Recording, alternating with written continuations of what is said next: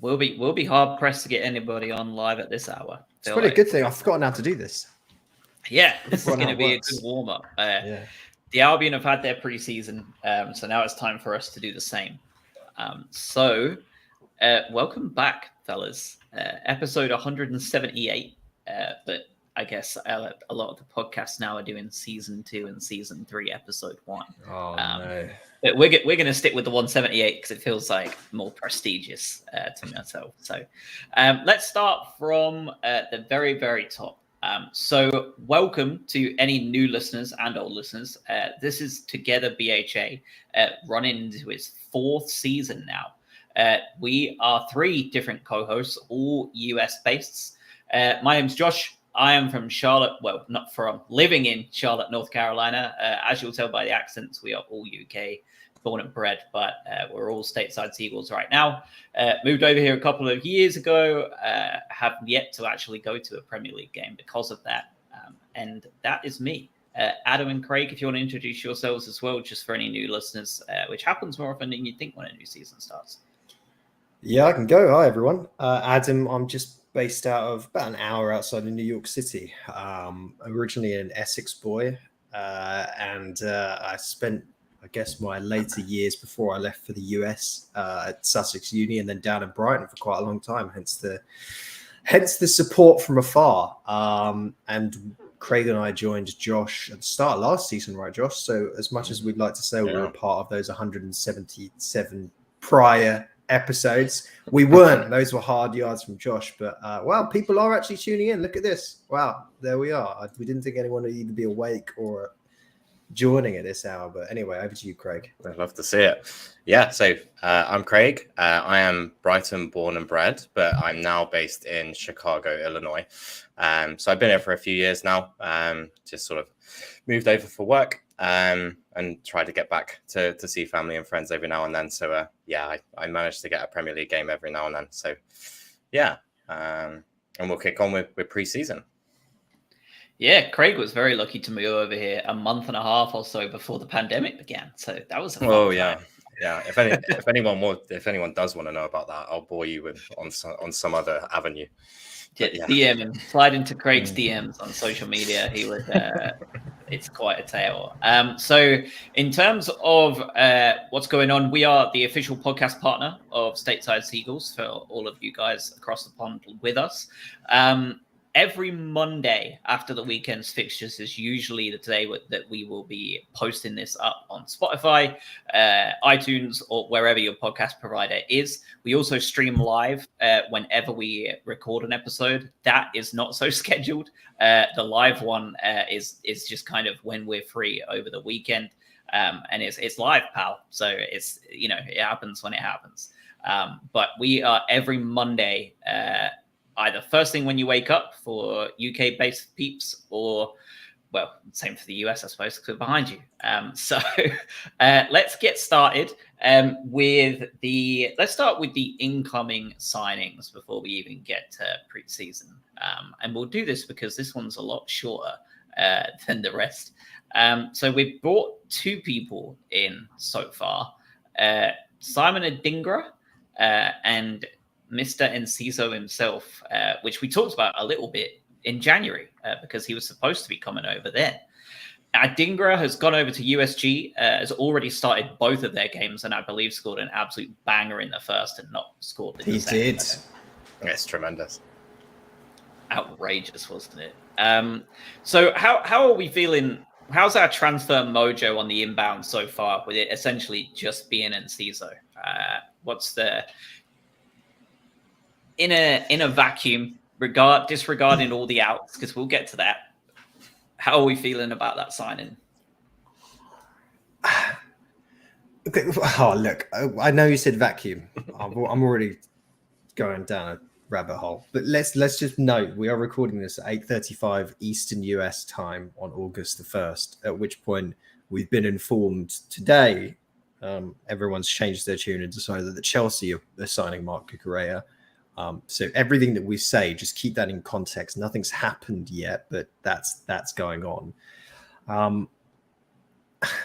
And speaking of preseason, I honestly think the budget for our show is the same as what Brighton spent on the preseason.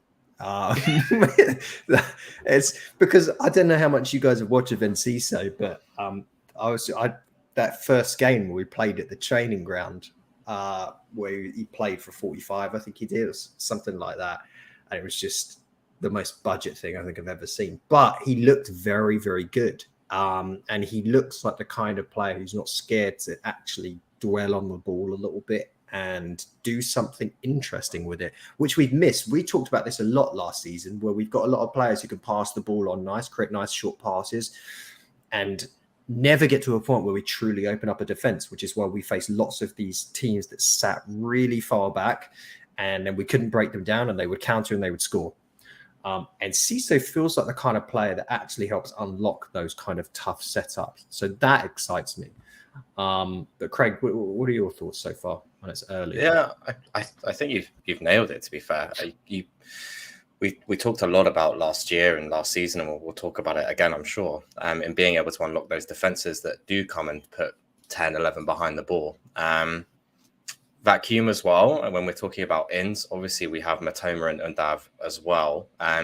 Despite them being already with us technically, they've never really had something to do with the first team until now. And I would like to put Matoma in the same boat as Enciso, being able to have lightning quick pace to get around that man and then put it into the box. Something that maybe we have been missing. You've got the trickery of Trossard, and March is a great utility player and puts in good crosses. But that flair, dare I say it, or that's just sheer pace alone and being able to scare defenses unlocks everything else. So has it been the most lively transfer window so far on the 1st of August? No. But am I happy with who's come in and who's to come? Yeah. Murph in the chat says that he doesn't believe he's going to go out on loan.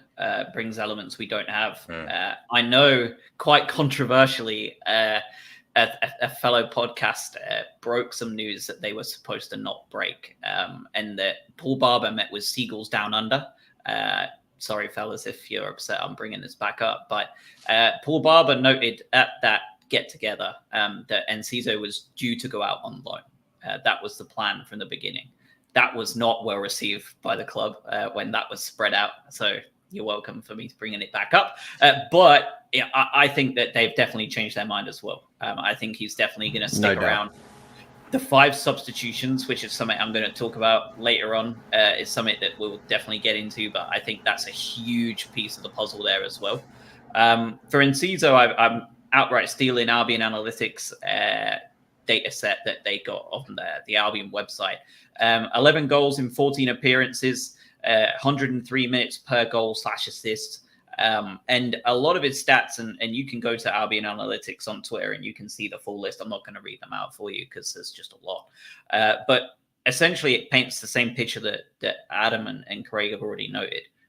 He is a player that really loves to create and run with the ball. He wins free kicks in dangerous areas. He's not afraid to shoot, and really just plays with the freedom that you kind of expect without being too stereotypical of a young South American. He's very, very talented from what we can see. And Paraguay is kind of next big thing. Mitoma, I think it's Mitoma, not Mitoma, so I'm going to have to get used to that. He, like you said, I think he's simply just a more developed Enciso. He is unreal. I think we're all going to be really pleasantly surprised with him this year, whether he plays as impact or whether he plays full time or a bit of both. I suspect he really has the flair look about him, Craig, like you were saying. I think it's the K-pop hair that also like flaps in the wind when he does it. Looks very like young Messi. J-pop hair, if anything. Yeah, well, he's been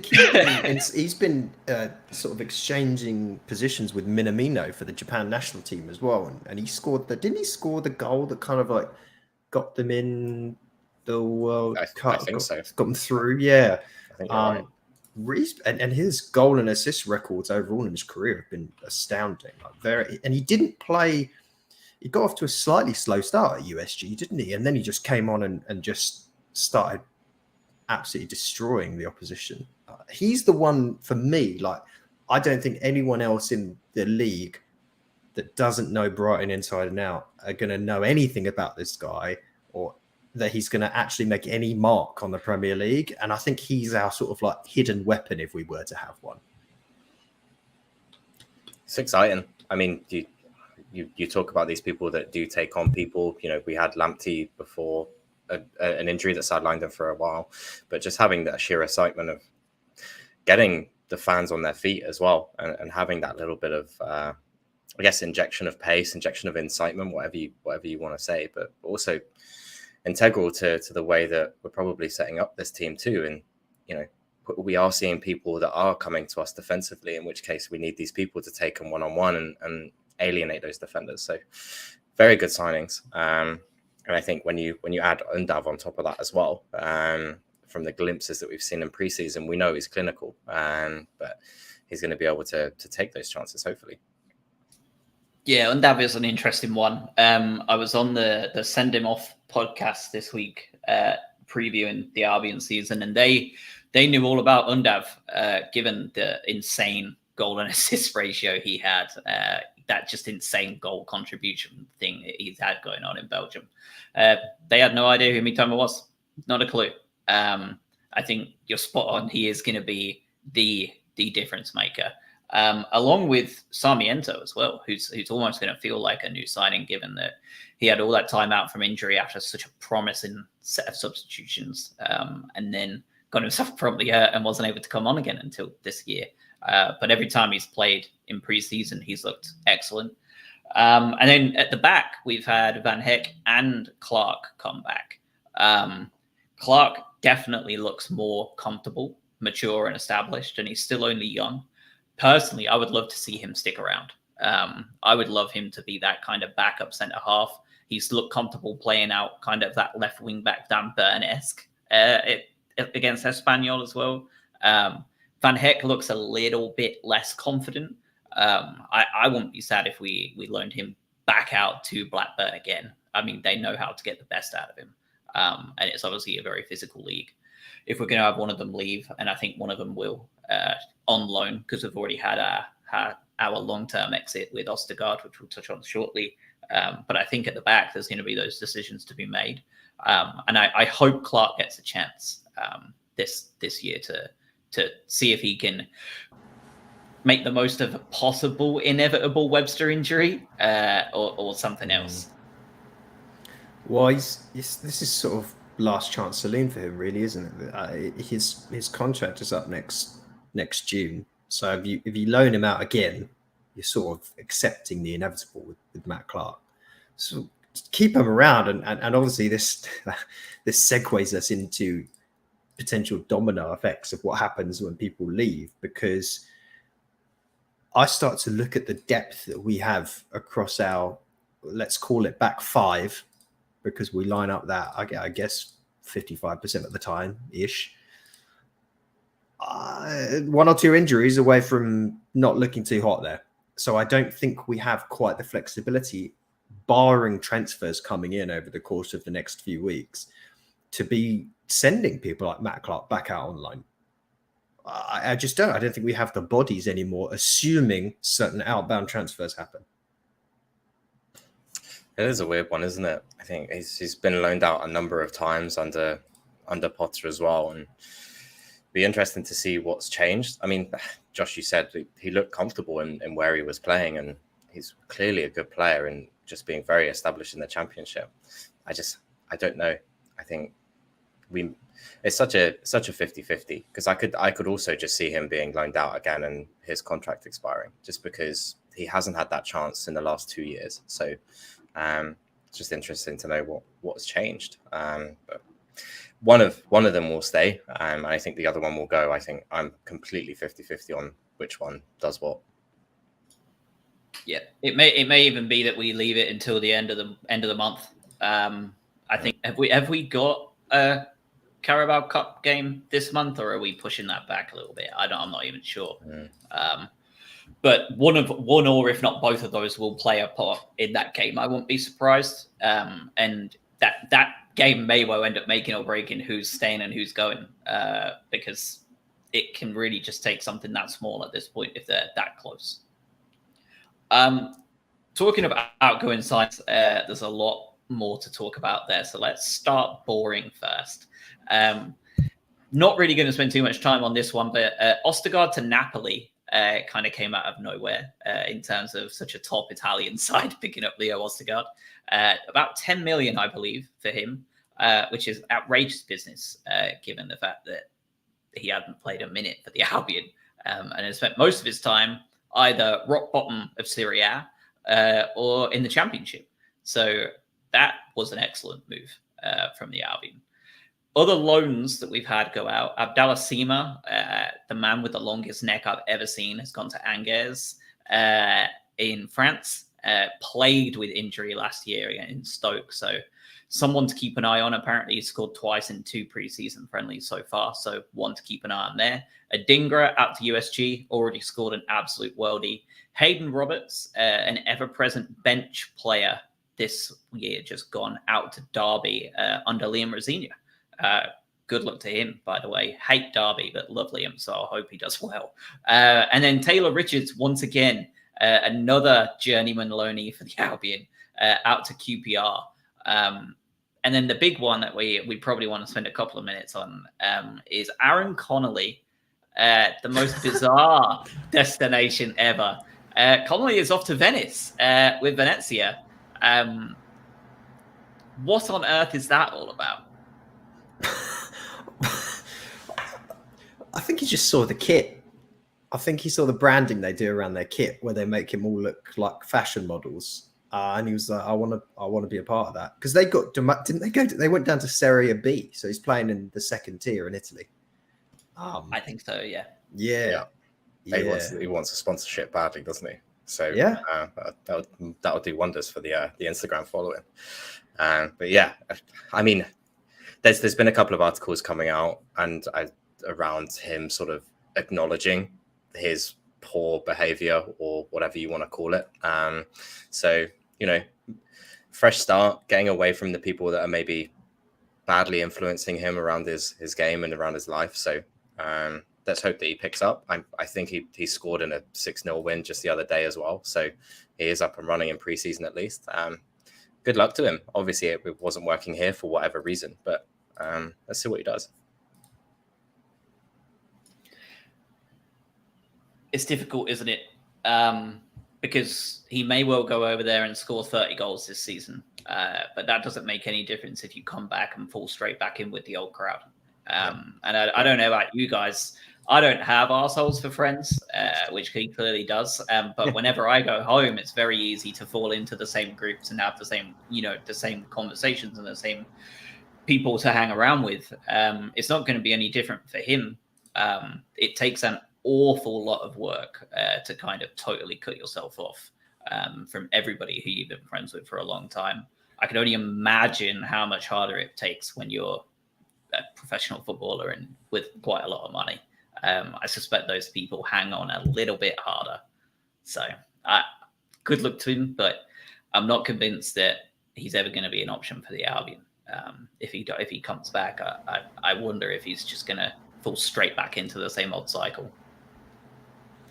Yeah, I mean, who's that lad that used to play for West Ham that ended up just going off the rails and was playing in, like, I don't know, the Swedish second tier or something like that. I can't remember his name at this point, but we've seen so many players that have just wasted talent based on these same types of setup. It's the same types of setup, and he just strikes me as another one of these players that I think honestly, sadly, we might have even seen his best, which is a waste. But onwards and upwards for us. Of the people that we've named, and I know we'll get on to more outgoings because we haven't talked about them all. The most important ones is Adingra to me from an inbound/outbound standpoint is we touched on him a little bit, but I've got a small feeling here, just based on some flashes that we've seen, that he could be the most exciting person that we've signed out of everyone in this transfer window. Way longer term project, obviously. Couple of seasons maybe he'll spend over in Belgium or wherever. I know there's new loan rules that are in place now where you're limited on the number of players that you can actually send on loan abroad. But he's over there now. There's something there with him. He's the type of player that I like that we start to put into the club exciting talent from elsewhere that does something we don't necessarily have coming through our youth system. One to watch there for sure. Yep, agreed. Let's get on to them then. Let's do it. Mr. Bissouma, off to Spurs, 30-odd million quid is probably the safest figure to land on. I've seen people say anywhere from 25 to 35 with add-ons and all that sort of nonsense. So I'm just going to sit with in the middle of 30 million quid. 1 year left on his deal. Inevitable, obviously. I think that the move was going to be made. Spurs, not the club I think anyone expected, which is ironic because we're about to get onto another player that is going to a club that no one knew anything about until this morning. But I think he's going to do really well there under Conte. I think that it's a heck of a project for him to be involved in at this point. They've made some really good signings. They're going to be engineered to be in a really, really good position to challenge for that top four, where he deserves to be. And I have no ill will towards him. I don't think anyone does. But to get 30 million for him in the last year of his contract, I think it obviously hurts us. He's one of our two best players. But it was kind of the inevitable move. But I'm very glad he went to Spurs instead of a Villa or a Newcastle. Yeah, you can't put it any better than that, to be fair. You know, it was weird how it came about, that it was just all of a sudden Spurs. But like you said, he fits that Conte way of just it's a really combative team that are just going to run up and down all day. He fits the bill. Interceptions, he's best in the Premier League. So yeah, for those that haven't seen what we've seen in the last 4 years, he's going to probably be one of their best signings, if not the best signing, because he just brings so much to the table. So excited to see. And like you said, there's no ill will whatsoever. There's 1 year left on his contract. He was destined for Champions League football sooner rather than later. The fact that we got that much money for him is just a bonus. Yeah, he's part of an exciting project. You can't begrudge him making that move. He was going to move. He had his sights set on a bigger club, and as you say, Josh, like, I think as long as he didn't make a sideways step that was purely just sort of a money play, that would have been sad, I think, for us to see. But to go and see him join a club who truly should be challenging for very, very high up the table, it's good for him. And they needed a player like him, even though we didn't suspect it. We talked about this before, I think, on the final episode of the season, maybe with Højbjerg and Bentancur, and they didn't have a ton of depth in the central midfield. And we saw when we played them, once they got choked down in the middle of the field and they weren't able to spread the ball out to the wing backs, they got really hampered in terms of what they could do with their play. And this is why you're now seeing they're bringing in people like Perisic and Bissouma and Richarlison. So they've actually got a bit more expansive style of play. And the Spurs are looking really good this year. If we're going to have a reshuffle of the top three, it's them for me. Yep, hard to argue with it. The more noteworthy one that's been going on for about 18 years now is Marc Cucurella. Who? Off to Manchester City, I believe, per Fabrizio Romano. And we all know he's absolutely spot on. Agent Romano. Yeah, he's had his name dragged through the mud a little bit this summer, hasn't he? I have no doubt that what has been reporting is absolute facts coming from Mark's agent or Manchester City's outlets. He's not covered himself particularly in glory, though, when it comes to just accurately reporting the current facts of the matter with Mark. City are not valuing him at 50 million, which is odd for them with a fullback. And all of a sudden this morning, out of absolutely nowhere, I was prepared to just talk about the City saga, but something much more important has popped up. Chelsea, out of nowhere, have popped up as favourites to sign him, with a fee rumoured to be agreed. And contract discussions are now underway, with them wanting to get the deal in before Saturday. where the hell has that come from? And what role does Cucurella play for Chelsea? Is this assuming Alonso will then be off, and it's going to be kind of him and Chilwell out there, or what is he going to be doing? Because we know Tuchel likes taller centre backs, and Cucurella certainly isn't one, even on a left-sided of a centre half. Well, firstly, congratulations to Barcelona for getting back Cucurella. A big win for them. So we've got to wait for them to gazump Chelsea to that signing. There was some tweets flying out about this earlier, and Matt Law and others tweeting about it. That Chelsea are looking for potential left centre back cover as well as being able to play out and have some flexibility. Exactly how Potter's used Cucurella, frankly. They lost Rudiger, Christensen. I can't remember who else. I think Malang Sarr's being rumoured to be off. Not that he's particularly good. Azpilicueta and Marcos Alonso both rumoured to be potentially out as well. Just leaves them really light at depth. And with it, I know they've brought in Koulibaly, who's a hell of a centre back, but Thiago Silva being the other one, what is he, 50 years old at this point? That they need someone else in there. And I also think at a certain point, you've got Todd Bowley in there who's come in and is sort of taking charge of signings seemingly after he fired everyone else that ran it. And at a certain point, you have to make a bit of more of a statement because he's being caught out on everyone else he's trying to go after. And I think it's his turn to be like, you know what, hold on. If this person fits, I'll have him. If you're arguing over 10 million, I don't care. I'm just taking him. He fits the team to a certain extent. Is he an easy one where we can just plug him into the jigsaw puzzle and say he fits there perfectly, like at Man City? No. But can he play when Chilwell invariably gets injured, or they need left centre-back cover, or they'll make some space for him depending on what happens? Yes. And we've talked about before where we think there's probably even more positions to Cucurella's game. Kante's contract comes to an end, I think, in a year. There's rumours of him potentially leaving. There's other places to play in that Chelsea team. But it, in some ways, an embarrassment of riches for them.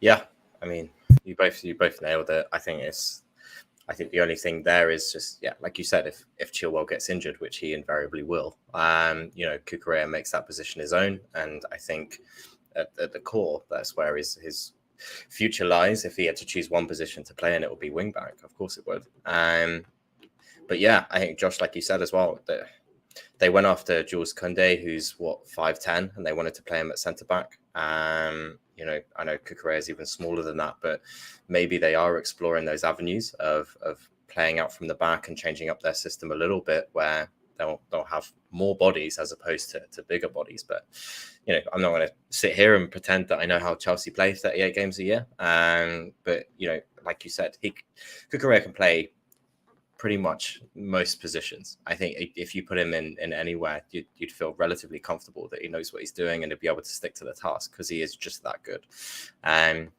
Chelsea is weird though. Like you said, the Man City thing, it plugs and plays and it makes complete sense. This one, a little less so. And I think you're right. An embarrassment of riches is probably going on here a little bit.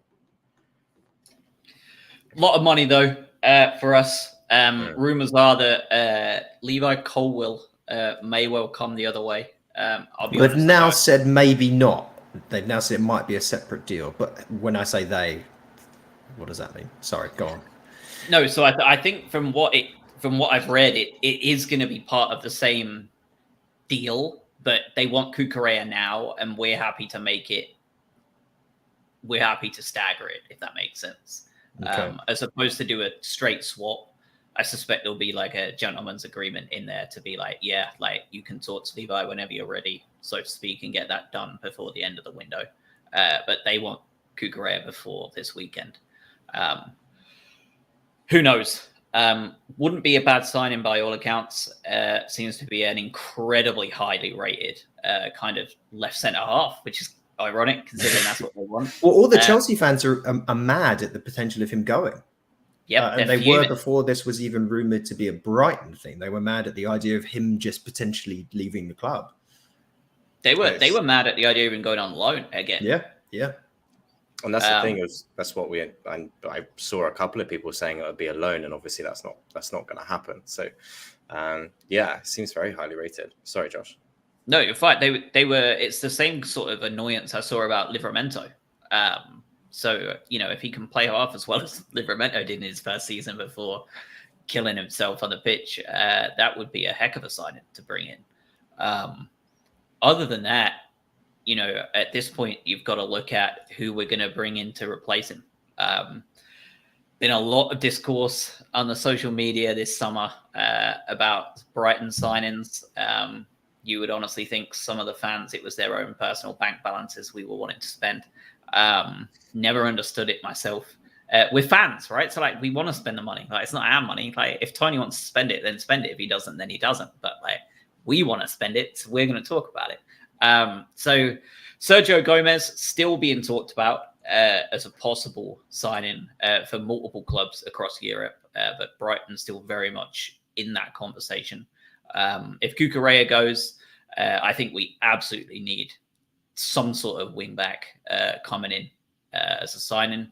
I understand that Trossard is supposed to be that man, and maybe Mitoma too, maybe against the lesser clubs.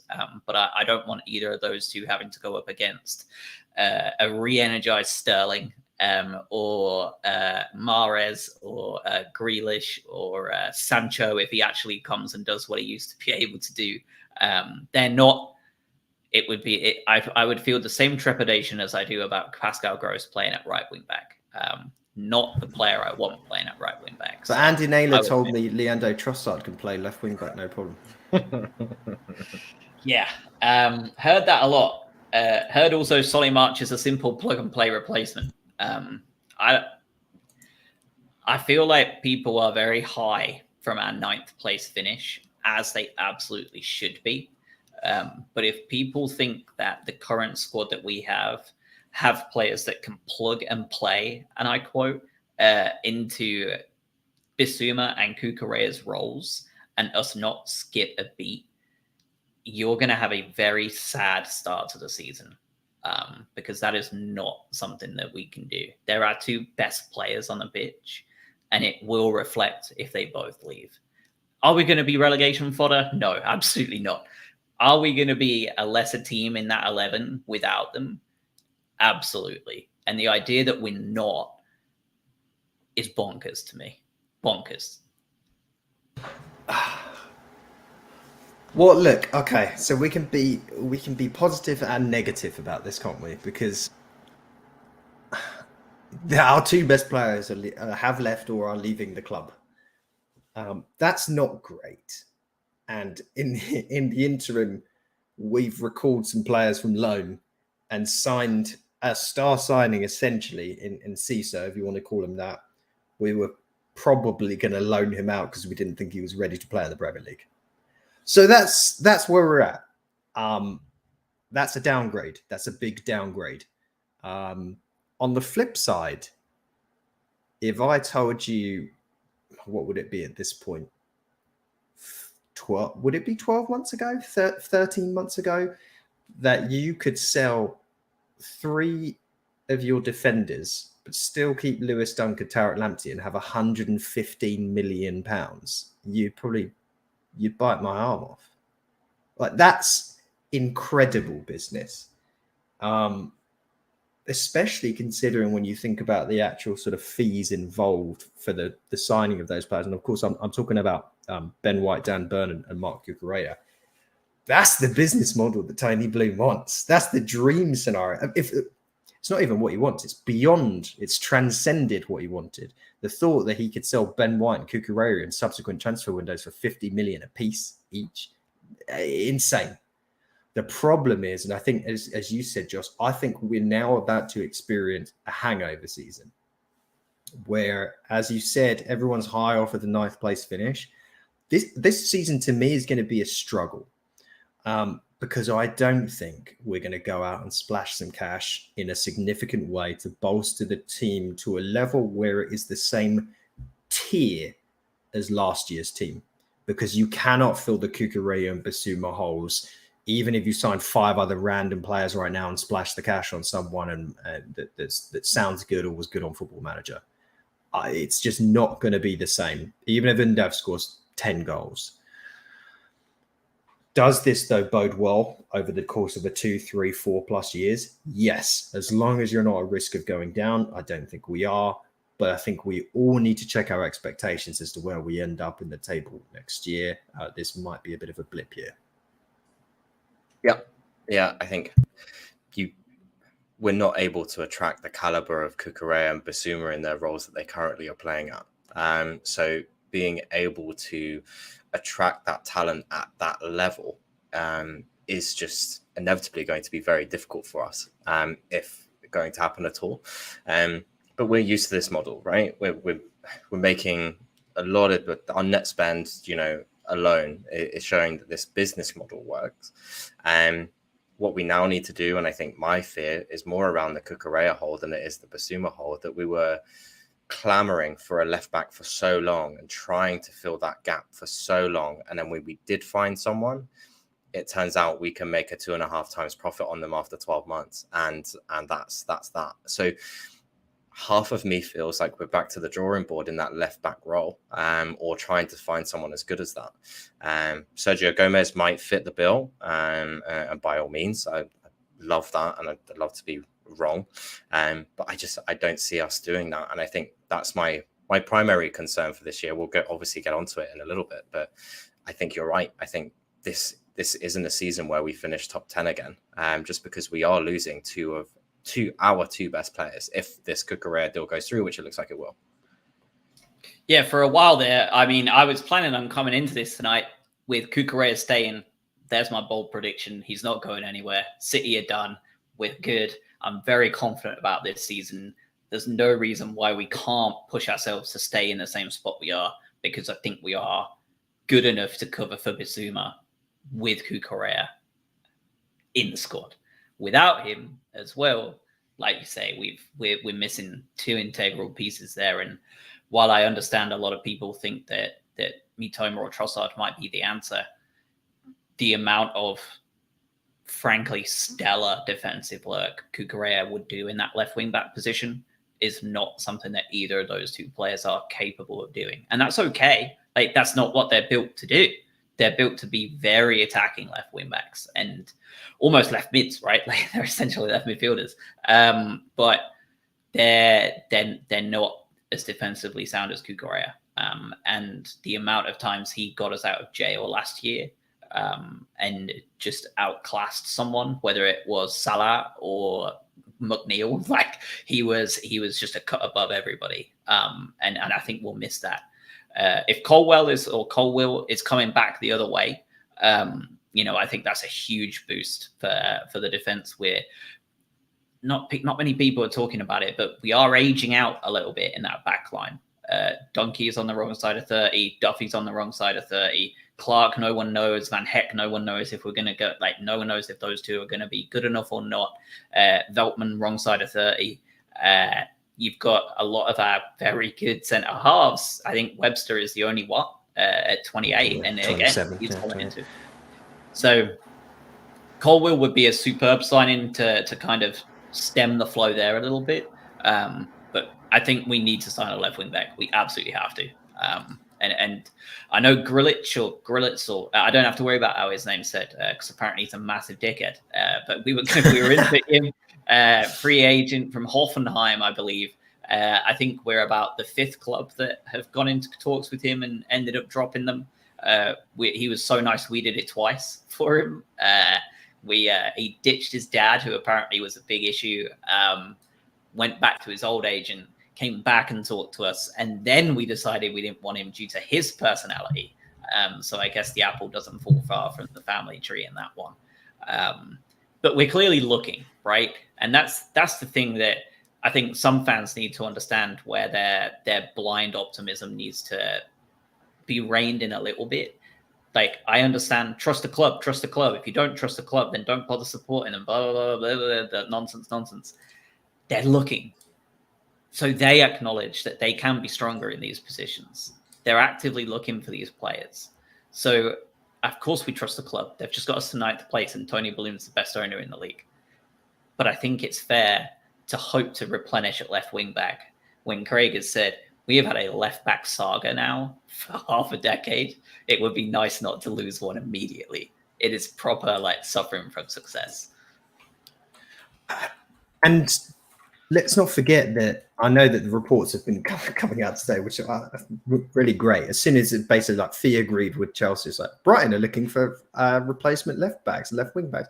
You know shit. Like we've been looking for that for quite a while. Ever since there's been these rumours and discussions of the Man City and you think they've just been sat there just saying, oh God, what if this happens? Oh, maybe we'll have to figure out. Oh, it's all right. Trossard will play. Of course not. Of course they've been looking. It's what we've been having discussions about this, and what it goes back to even at the start of the transfer window. Wasn't it Destiny Udogie or something from the Serie A? We've missed out on a few is the downside. I think already the club has potentially had feelers out for some of these players that have already made moves. Ajax's Tagliafico and Bassi was another one, right, recently, who could have at least been playing somewhere in and around that area. Just go back, and I'm not asking you to listen to every single podcast of last season. That'd be absurd. But if we just between us think about who we gave man of the match to in every game last season, what percentage do you think we either gave it to Bissouma or Cucurella? Because I'd say 90. I think they were shoo-ins all the time, right? I think what verbatim we said, they are the man by default. It's them. Yeah, you're exactly right. And maybe this few games that Bissouma had out, it was Cucurella and the odds, mercurial performance from Trossard that he's capable of, and then throw in a couple of sporadic ones. But it was them. We have to replace them with someone because it's just. We just don't have them on the team. We've got people that can play their roles to a certain extent, but to get anywhere close to the capability level that we saw from last year, it has to be someone that's brought in. My worry is that we're recording this on Monday, August 1st. Our first game of the season's on Sunday. This is why the transfer window is obviously weird, isn't it? But don't forget that even if you start to think, oh, maybe if we get by for the next few months, then you've got Qatar's stupid World Cup in December. The January transfer window is going to be all weird as well. So we have to, it's going to be tricky. I genuinely don't know how the club's going to work it out. I just hope they've had tabs on someone that's going to come through. Let's hope so. Agreed. There's a lot of, I'm sure they've got a ton of moving parts, but that's the other thing that is surprising when you hear people say that. The transfer window doesn't shut until September 1st. We have 5 games before then. I just did the maths. That's 13% of our season gone. That's a lot. That's a lot of games to be played. Some of them against teams that we should be looking for results from. They're not practice games. They're real points. They're worth the same as the ones in September and October. I was a big fan of the transfer window closing on the Friday before the season kicked off.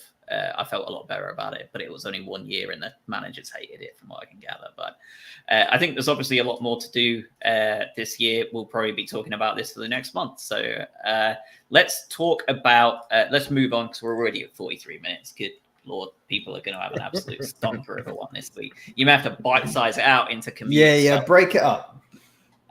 So this would be a good place to break if you're on your way into the office or out. My prayers are up to you if you are, because working from home is the future. Premier League movers and shakers. So I've talked about this every season preview.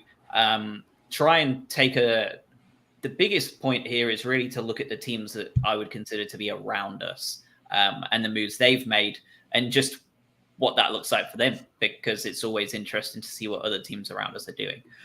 So let's talk about the first one that I wanted to bring up, and I know that you've all got different bits and pieces to touch on as well, but Nottingham Forest, newly promoted Nottingham Forest, they have taken a very interesting approach to the Premier League promotion after a long, long time of waiting for it.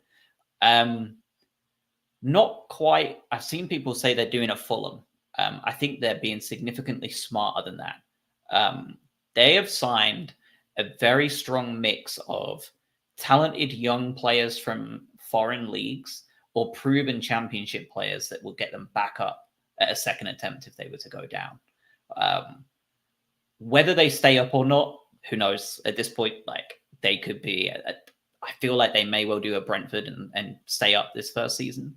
But if they go down, I think they're setting themselves up to be a proper Norwich or Watford and bounce up and down the leagues as opposed to being one of those mid-table teams in the Championship they were.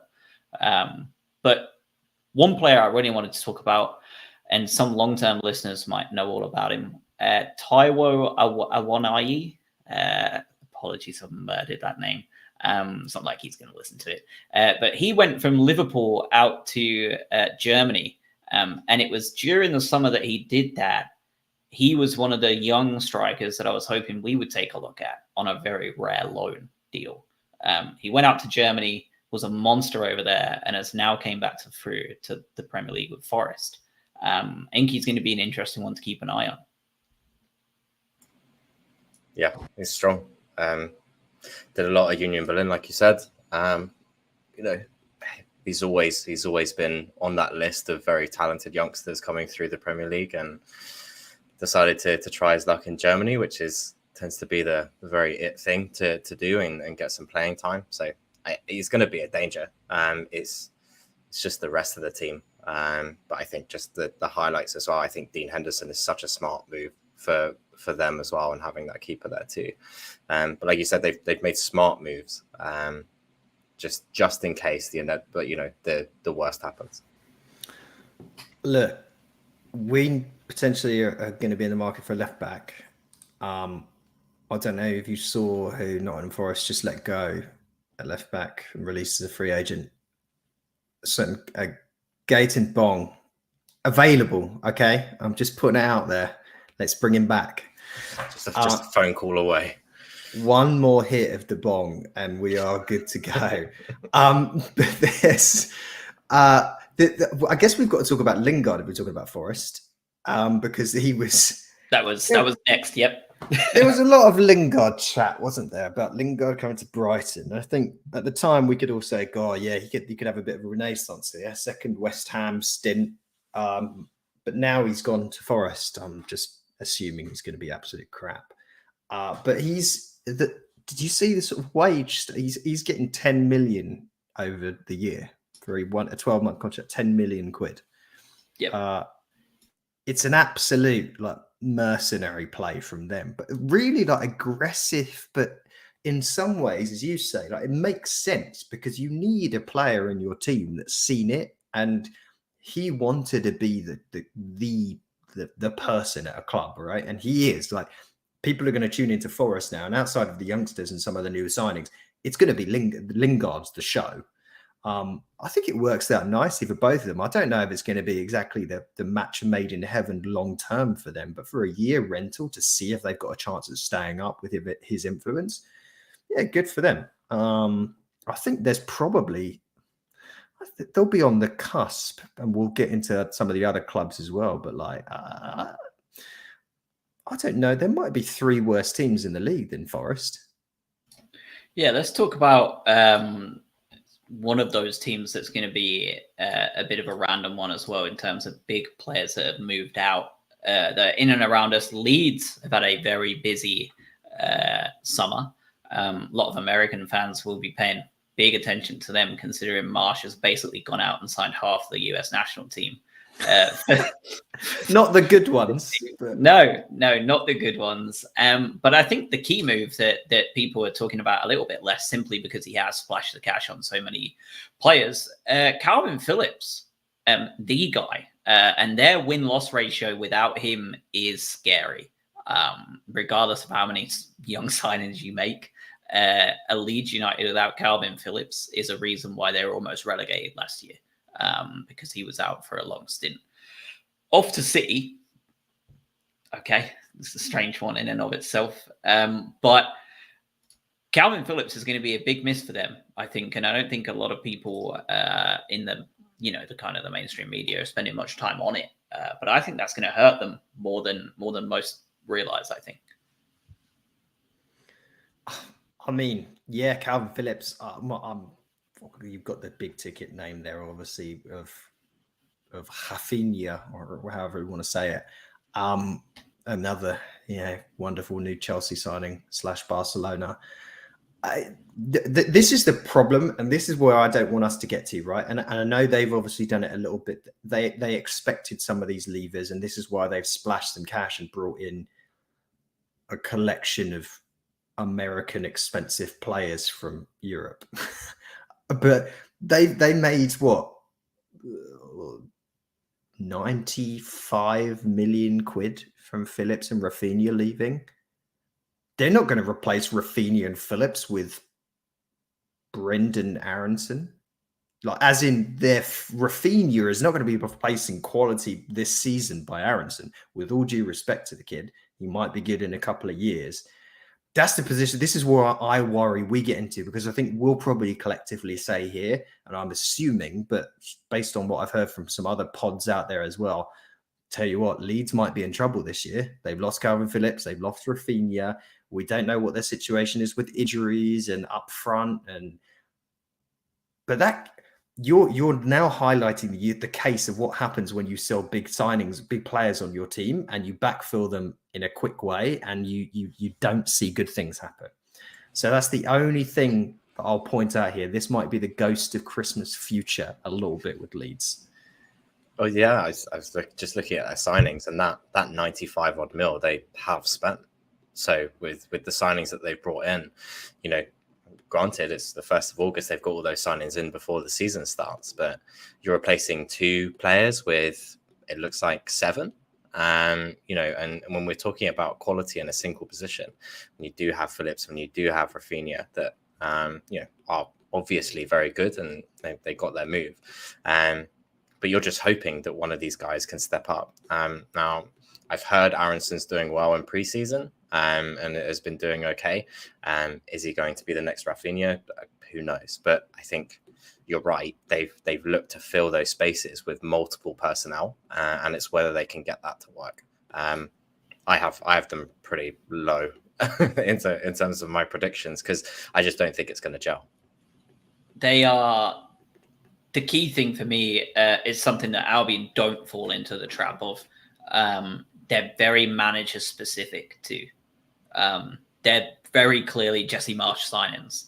And Leeds United are a club that are not known to have a great deal of patience. So if they do get off to a poor start, could get to Christmas post-World Cup, new manager comes in, and 4 of those 7 players he has no interest in seeing. And they are out into the reserves or on long-term loans for the next 2 years while they rot away on the bench somewhere else. That is something I don't think Albion will ever fall prey to, at least, in the next 5-10 years. Who knows beyond that? But short term, I think we're really safe in that regards. We're going to continue to do what we do regardless of who's in charge, in the same way that we sign these players to do the same thing. But they are very, very personnel specific. And that's the biggest thing, I think, as well. When they go, if he goes, which I think inevitably he probably will, they could be in even more trouble, I think, with that. That's such a good point, by the way, as well, because if you use the other sort of glaring example of clubs with horrible transfer policies with manager-specific signings, you just have to look not too far from Leeds at Man U. What their whole transfer policy of this year has been, who does Erik ten Hag know? Who once played for Ajax or currently plays for Ajax? That's who we're going to go for. What are you doing? Just a silly club. It's not good, is it? We'll talk about the individual clubs right away shortly here when we split the table up in just a second. So I'm going to move on a little bit to the really big transfers. Don't need to spend a lot of time on each one. Just boom or bust, right? Are they going to be a good signing, or do you think they're just not going to deliver the goods at their new clubs? So let's start with one of the big obvious ones, Erling Haaland to Manchester City.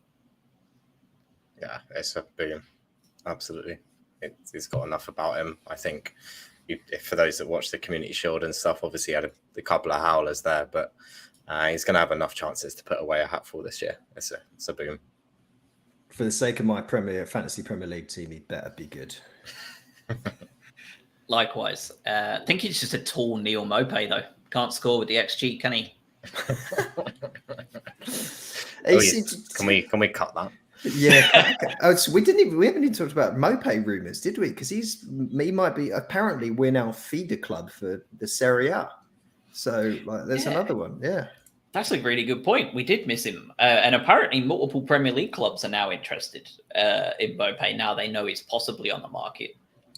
So having watched him and Undav together, and we'll get into preseason shortly, especially in Espanyol and Reading, which are the only two I really paid attention to, because before that, spoiler alert, we're not going to spend much time on the games before that because they're just fitness runouts and 11 changes at halftime. It's not the best to look at in terms of statistical or tactical moves.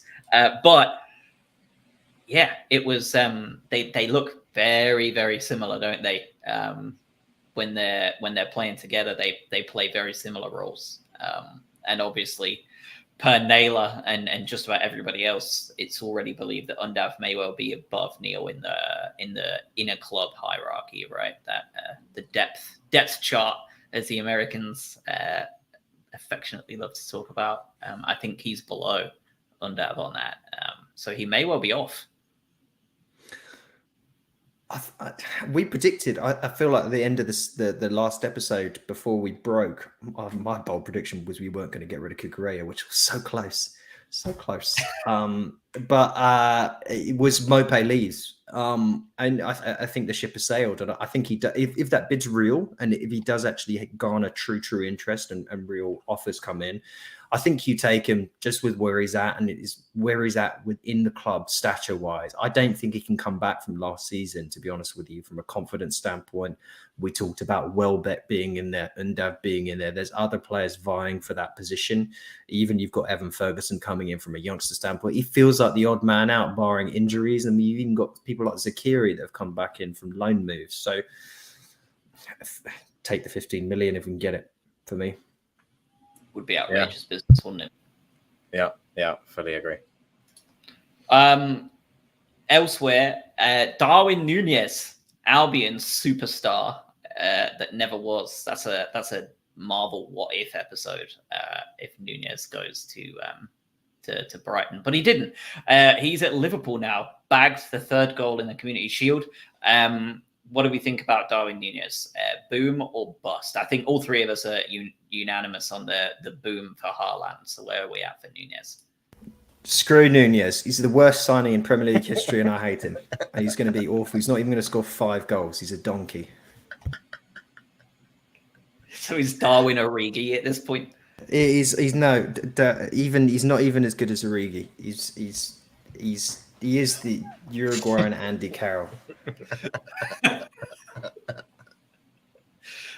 I think he's going to be a bit of a bust as well, actually. I think Luis Diaz is going to be overshadowing him hard.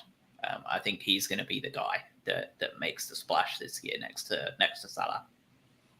Yeah, I think this season's going to be a season of adaptation at best. So anyway, it'll take a season at least for him to get going off all cylinders. So yeah, all agreed. Almost by the listeners, almost guaranteed at this point here, Haaland is absolute crap, and Darwin Nunez is going to be the next Luis Suarez. So you heard it here first. Yeah, cover all probably the bases. Yeah. Raheem Sterling to Chelsea. I mean, it was a huge move, money wise, and everything really. Big move for everyone involved. What do we think is going to go on there? I'm going to say I think he's going to be a bust. I'm half tempted to agree. Yeah, I don't. It's such an odd transfer to me. I think they're not exactly short in the winger department, unless Pulisic is also going to be off. But yeah, I don't see him pulling up as many trees as he did in Man City. He's obviously surrounded by an excellent team. But yeah, I agree. I think he's going to bust. I just don't. I didn't really get it. I don't. Who's scoring the goals at Chelsea? Because there's all these talks about Werner is now as good as out the door to maybe RB Leipzig or somewhere. Brighton. Yeah, we'll take it. We'll find his form again. Just what we need. Another player who just doesn't hit his XG number. But yeah, they've got so many versions of Raheem Sterling. Like I don't understand. And if you can hear my baby crying in the background, that's boding well, considering she should not be crying right now. I don't understand where he fits in the team. And Ziyech, Pulisic, Sterling, Mount can play out wide. They've got Loftus-Cheek, they've got Hudson-Odoi, they've got like Broja they brought back. I don't understand their team. I don't understand the structure that Tuchel's going for. I'll give you an argument to that. Every single one of those names is a sick note. Maybe that is their full squad depth. Like, that's their tactic. Yeah. Plan for the worst. We Next man up. All these players are out. Yeah, it's just Sterling. Just go for it, mate. Yeah, see what happens. I know Sterling gets a load of media hate, and I think that's somewhat unfair because he has statistically, he's been impressive in certain areas, but he's also been in a really fortunate position. I think he squanders so many chances. And if I'm Chelsea, I look at what's gone wrong and what we need. We need clinical finishers. We don't need people that can just dance around a little bit and set things up because we've got 400 of them. And what have you done? We've gone and signed the thing we have, and we haven't filled the hole that is a Lukaku-shaped issue. I don't get it. No, it is very odd. Let's get on to each team individually then. We're going to go to the old, it used to be splitting the table, but I found a new way that's more fun. We're going to go through each team, and we are on tiermaker.com, that one that you see with big opinions being spread a lot on Twitter. And we're going to go through each Premier League team, and how many points we think we should be taking from them this season. And we will see at the end of the season how utterly wrong we are at our performances in every way, shape, and form.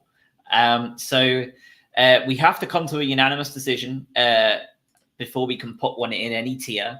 And obviously, this is not a visual-based medium in terms of a podcast, so we're not going to be doing anything crazy with talking about what we're looking at. We'll just be going through each team. So I will post the tier maker image thingy on social media tomorrow morning after we've made it, so everybody can hold us to the absolute shocking predictions we make. But let's start off at the very top of the table with Arsenal. How are we feeling about Arsenal this year? I think they've made some smart signings. Jesus is very good for them. I don't know. I mean, we tend to do pretty well against them as well. So I'm just sort of naturally taking that into account. But I'm going to be here all night, fellas. Yeah, that Jesus signing was incredible. He was tempted to put him on that list of the big signings because there was a lot of money spent on him. And he's already had an absolute belter of a preseason. Similarly to what Adam said, my fantasy Premier League hopes he has a great start at least, because he is firmly in that lineup right now. Yeah. But I think they are inevitably stronger than they have been in the past. Give me a point. One? I think we draw and we lose against Arsenal. Yeah. Craig? Yeah. I'll go with that. I was going to optimistically go for 2, but I think you're right. I think it will be just the point. Yeah, I think you're probably right as well, unfortunately. I think we'll probably draw at the Amex and get battered away. Well, not battered. I don't think we get battered by anyone, but yeah, I think we'll lose. All right, next up, Villa. Aston Villa. They've made a fair few signings as well. They've certainly not been quiet in the transfer window, that's for sure. But as we've seen in previous years with Aston Villa, money does not buy success with them because they've bought an awful lot of players and achieved very little with an awful lot of them. So how are we thinking about Villa this year? Where do you think they're going to kind of rock up? And against the Albion, what are we looking at in terms of getting a result from them? Well, I can see us potentially getting 4 points out of Villa. I think Coutinho is just the biggest. I don't know who's Coutinho's agent, because I want to hire him as my sort of life coach. Because he's duped them. Like, they paid for him, and now he's going to be crap again because this is just what he does. They've signed a 29-year-old defender from Sevilla who might be all right, but they spent nearly 30 million on him. Kamara seems like a decent transfer, to be fair, but I don't know. I still don't really believe in Gerrard either. And they got rid of Target, didn't they, as well, off to Newcastle? Yeah, I think we get 4 points out of them. I don't think they're going to be that hot this season. I really don't. The momentum and the expectation that I think they had from last year, this potential, these are all the big signings we're going to make, I've been sort of disappointed from what I've seen from them. Yeah, I think so. I would go for 3 or 4. So I reckon that's a decent shout. I'm just looking at their list of outs as well and who they've brought in. Just like you said, it's not convincing. I think we'll find them safely mid-table, and I think that's pretty par for the course for them given the amount that they spend. But yeah, I reckon we fancy our chances against them. Yep, I was thinking 4 as well. I am not the biggest buyer inner of Gerrard either. I think he could be one of the first binned off. Actually,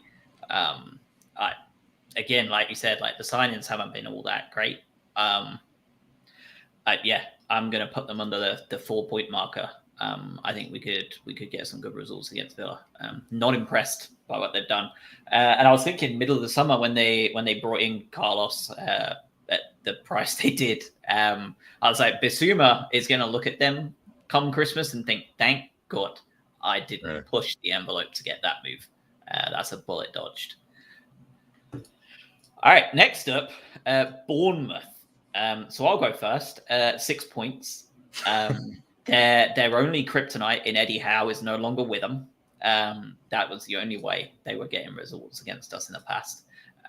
They've made a couple of okay signings. Tavernier is okay. I think that's another one of those players that is a smart signing for if you inevitably drop back down.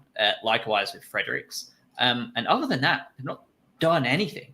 I think they're really, really relying on Solanke finding his Premier League feet in the same way that Pukki did and a couple of, that Mitrovic did that one season. I think they're hoping the season in the Championship scoring a hat load of goals is going to be the turning point for him, and he's going to score enough to keep him up. I don't think that's going to be enough.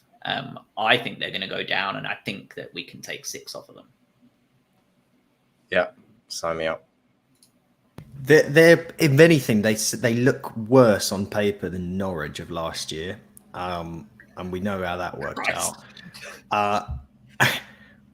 But I don't think for that reason, I think we get like 3 points off them. I think it's one of those ones where we're just like, what on earth just happened in that game, and how did we screw it up?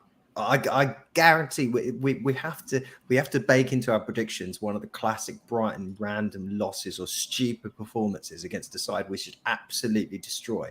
And why not Bournemouth? So shall we compromise on 4 then? And Yeah, sure, yeah. And call it just like that random Norwich 0-0 that we had, where we should have had a penalty and missed like 2 sitters and should have won. We'll move them to 4. No, this is 4D chess style prediction. You have to bake these in. Yep. All right. Next up, Brentford. How are you? Whoever wants to go first. How are we feeling about Brentford this year? A couple of signings in Ben Mee and Aaron Hickey, but otherwise, not too much going on. That said, they're obviously well drilled, and I think they've got enough about them. There's Dalsgaard that's potentially coming in as well for them. So that's also a good signing. I would go for 3. I would go 1 win apiece. Yeah, depend. The Damsgaard thing's interesting, but it's always one of those ones where, like, if you sign someone that played well at an international competition, you're always wary of how that actually works out. Sort of James Rodriguez vibes. And they lost Eriksson. Eriksson turned their season around. Like, I genuinely cannot think of a situation where a single player came into a team and changed their fortunes so drastically than Christian Eriksson coming in at Brentford last season. It was a different side. And he's gone, obviously. He's now signed his, terrible decision to go join Man United. And I don't think Ben Mee's new sort of sustainability initiative is going to help Brentford out in a massive way, that he's going carbon neutral or whatever crap he came out with. But by the way, I do believe in that. I just don't understand why Ben Mee's supporting it. I think we get 6 points off of Brentford. I agree, actually. Brentford are my second season syndrome team. I think they are going to plummet this year. Very similar to Sheffield United and many, many more before them, because there's been many a team that have sank. I mean, we nearly did it, didn't we, that second season? A lot of those teams that come up for the first time in a long time, that second season is brutal on them. I don't think Frank and that team are prepared for this at all. I don't think they're gonna know what's gonna hit them. I think they're gonna go down. Wouldn't even be surprised if they go down bottom. I think they're going to get brutal this season. To look at Bournemouth's team. That's true. Yeah. There's no way. Yeah.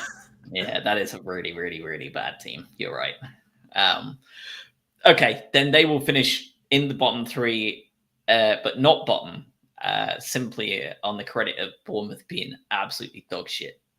So I'm gonna say 6. Adam, you're going to say 6. Yeah. Have we convinced you, Craig, to move to 6, or do we want to compromise at 4? No.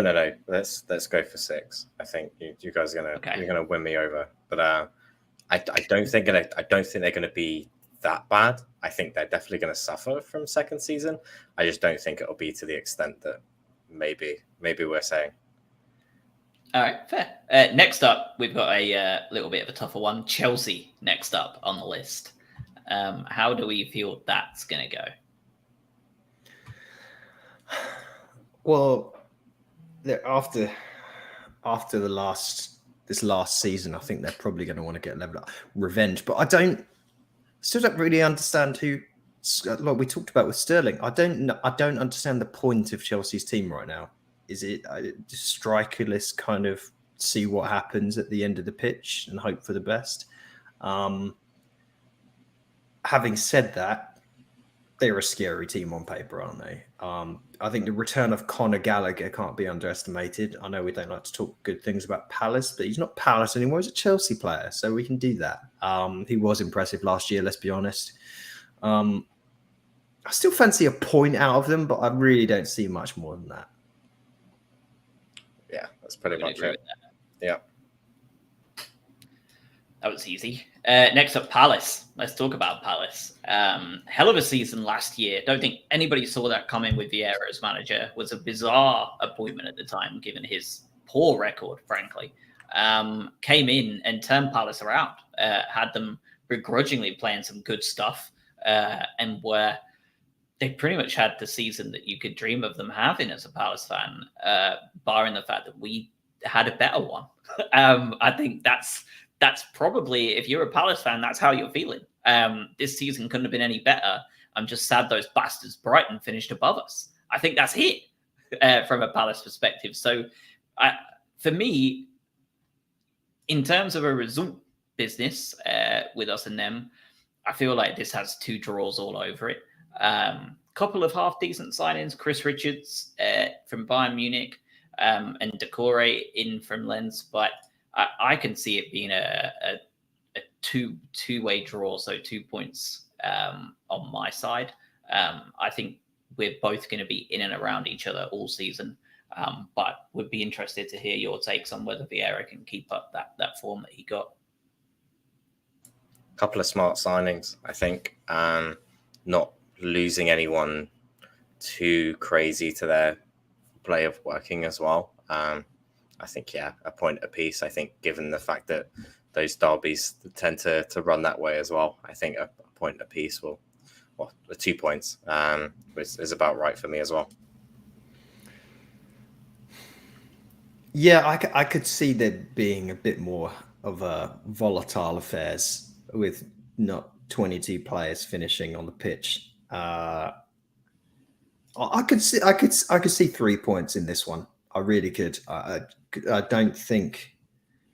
I just don't see 2 draws in a Palace Brighton game in the season. I just don't. I can't. Something will distinguish it. I'm trying to think back what actually happened last year now. Obviously, with that Mope stunner early on in the season, didn't we, to rescue the 1-1? You're predicting the same thing as last year. You're predicting the 1-1 and the 1-1. Yeah. I know. I don't see it again. Lightning. This is gambler's fallacy. I'm buying into. I don't see 2 draws. I'm going 3 points for this one, but I'll be outvoted. I can move to 3. I don't hate that idea. 1 win each. Probably Palace winning first and then mouthing off 6 months before getting pegged back and then staying quiet for the summer. Probably sounds about right, actually, after 2 draws. So I'm happy to move to 3 if Craig is. Yeah. Go for it. All right. Next up, Everton. Frank Lampard's Everton. Ruben Vinagre is back in the Premier League. Wolves superstar. Yeah, everyone saw this one coming. And Everton have done, with their millions and millions of pounds, what everyone expected them to do after a year of being very close to being relegated for the first time in like all of our lifetimes put together, it feels like. They went out and raided Burnley.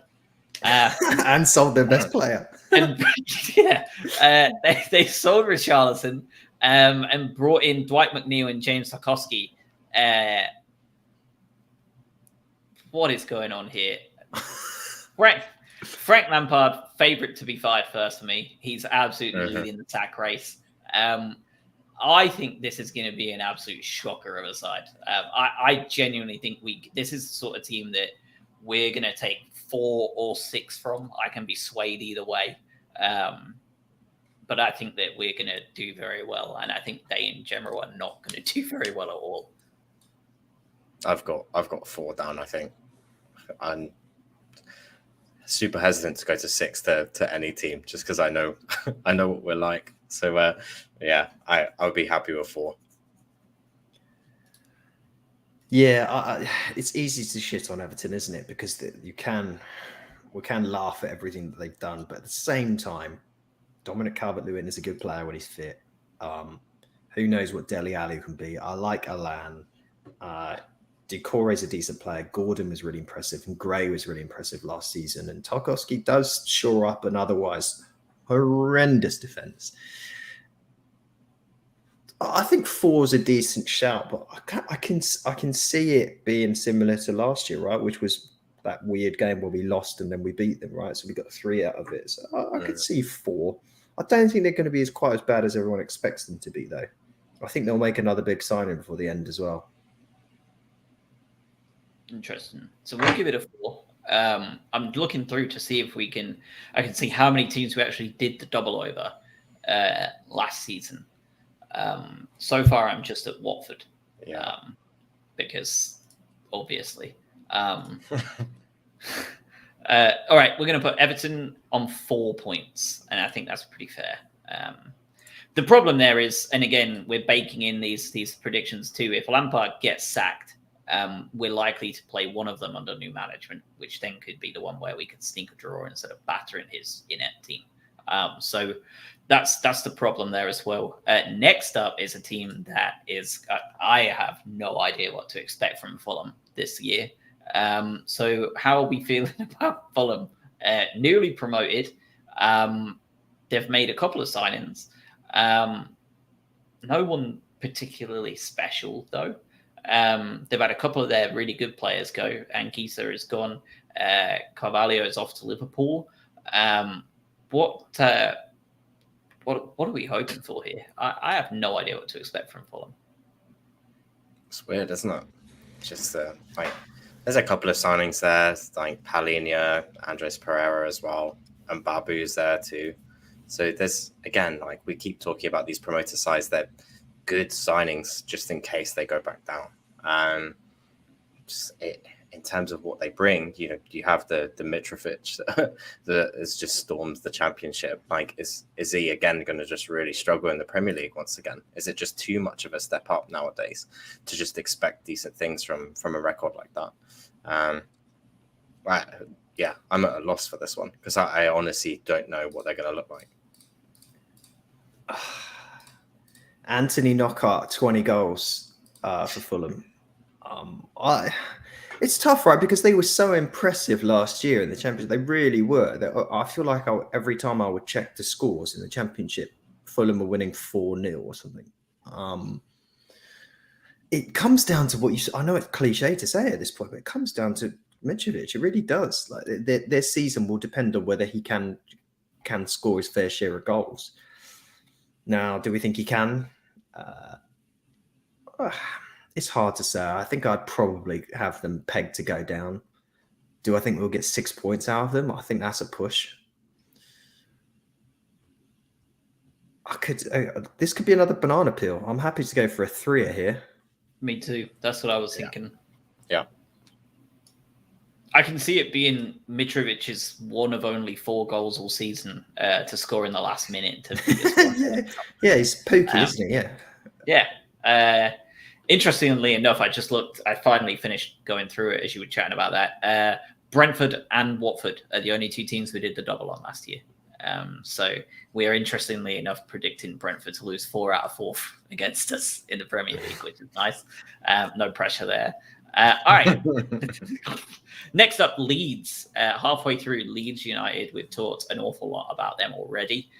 So in terms of points, I think we can get 4 from them as well. I think we'll probably beat them at their place because we like to beat them at their place. And then I think we'll probably get a draw at our place as well. I think at the Amex, that's a big part of it, right? Is turning that round into a bit more of a fortress. Amex, more of a sort of sandcastle. Yeah, easily stamped on last 2 years. So I'm gonna go with 4 points with them. Not gonna go too in depth. I feel like I've already talked about them a lot, but that's fine with me. Yeah. Another one that's been very weird. No signings so far this summer. Kasper Schmeichel is off to Nice, and James Maddison is under major bidding from Newcastle. He may well be facing a Cucurella and Man City situation though, because Newcastle may not hit that number that Leicester are quite clearly asking for. I don't know why people just can't just pay what they want. They're in control. But Maddison may be off. Schmeichel definitely is off, and they've signed no one. What do we think is going to happen at Leicester City this year with regards to Brighton and just in general? Well, firstly, I like the Kasper Schmeichel going to Nice thing is an absolute pro move because they just signed Aaron Ramsey as well. I don't know what they're doing down there in the south of France, but if I'm Kasper Schmeichel and I've just kind of done what I've needed to do, I'd be like, well, sure, I'll go and play in the south of France. Lovely. So good move for him.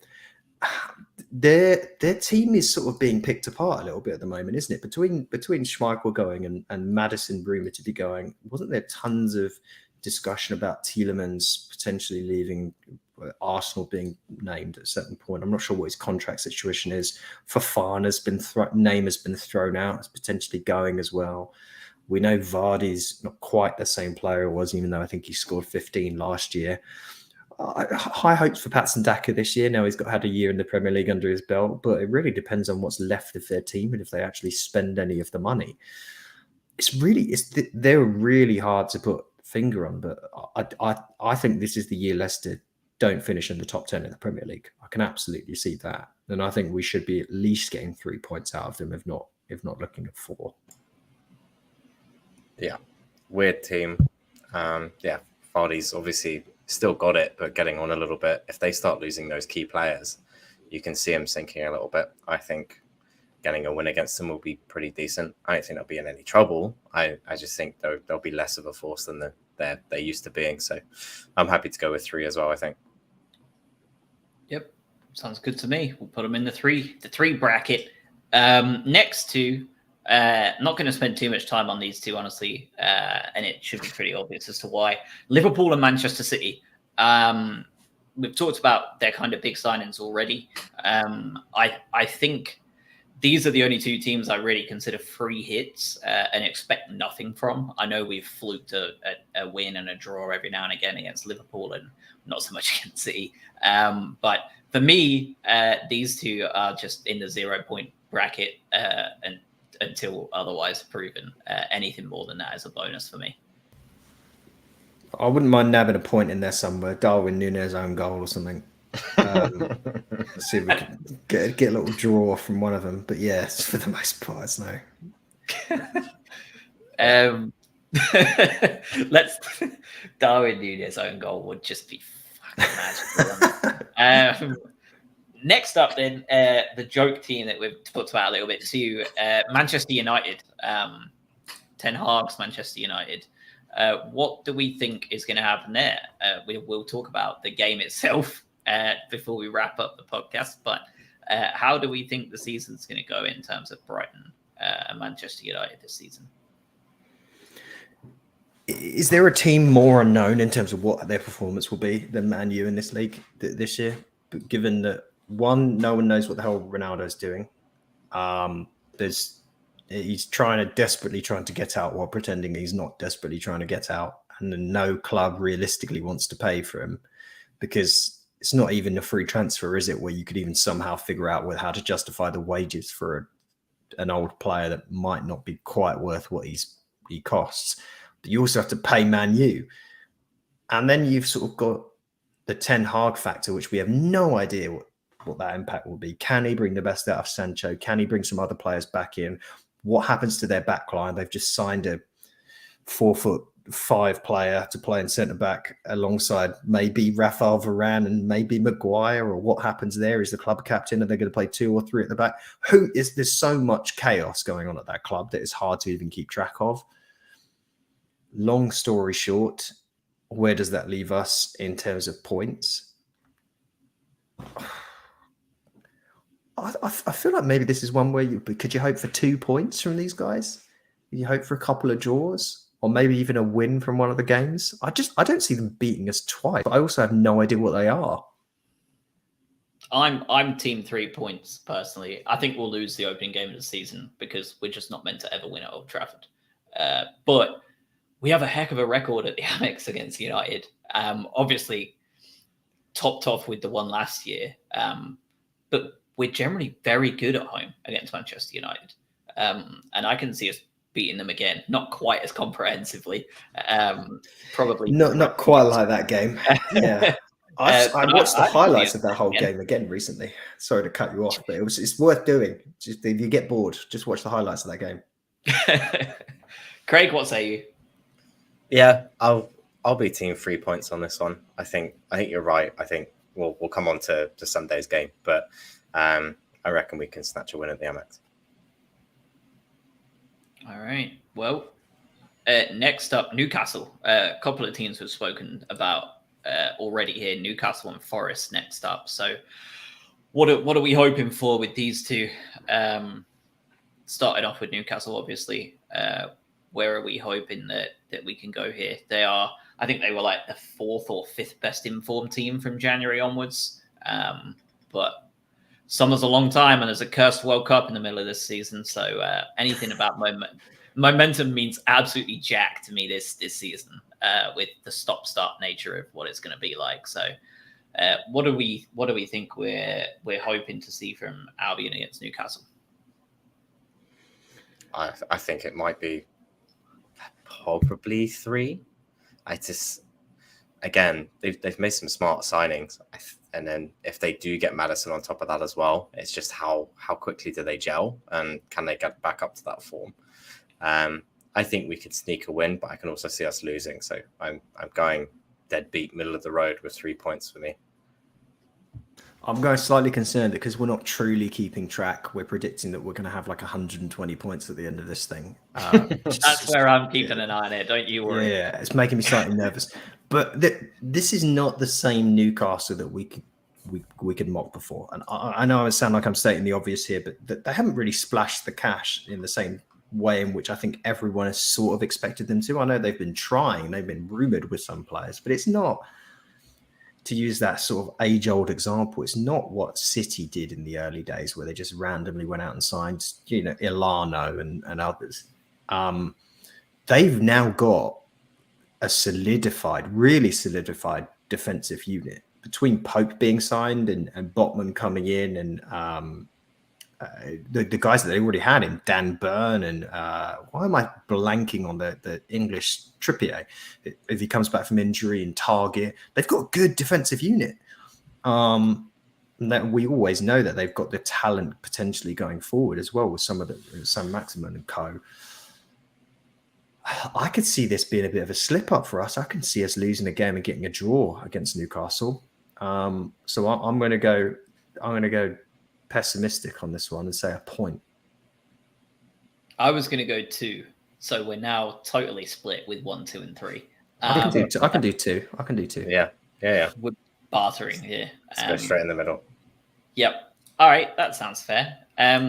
So Forest next up. They are a team that I'm also going to put at 2.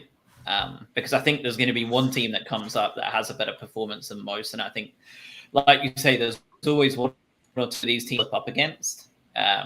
And I can imagine Forest being one of them. Cooper plays good football. Obviously, heir apparent to Potter at Forest, at Swansea rather. I can see us playing 2 1-1 draws, 2 0-0 draws, something like that, and about 8 XG missed per team. They're just the team that I can see finishing like 13th, 12th this year, doing pretty well and taking points off of us, and then just absolute shit in their pants the following year. Sure, I just don't know, and I know that they've had this amazing run, and I don't know enough about what they could do to us. But I like the idea of your prediction, and I like the idea that they have a guy called Cafu in the team, at least nicknamed. So that is going to be the basis of me agreeing with you.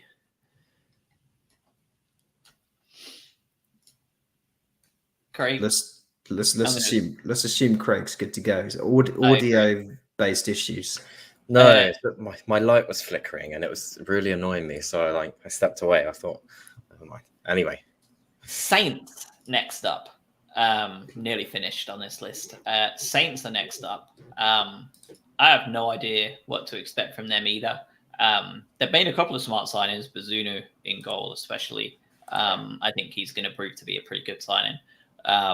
Aribo from Rangers, I feel like he's been pretty good for Rangers for a little while now. Again, how does that translate over from Scotland to England? You just never know. But I think that they're another team that are going to be there or thereabouts. I can see us trading wins with them or drawing twice, whatever. So 2 or 3 is pretty much where I would be at with them. I think they're just a team that causes us enough problems every single time to scumbag points off of us. So I don't think we've ever done well against them, have we? So I think, I'm happy with 2. I think we never tend to pick up points against Saints. I'm more aggressive. The history books are made to be rewritten. They're not an impressive team. If you look at what they have, and Hasenhüttl is seemingly a good manager, despite the fact that he's capable of absolutely imploding his team with some of the worst results in their history, yet he still keeps getting told he's good at his job. I really don't think they're impressive. The only thing that they've got going for them in a positive sense is that they got rid of Shane Long, arguably the most journeyman of journeyman footballers in the history of the game. So maybe that will give. But I see us at least. We could beat Southampton. If we don't beat Southampton, I'm going to be really annoyed. So we want 3. I want 3. I'm happy to get a horrible loss against them, but I want to beat them as well. 9-0 trades.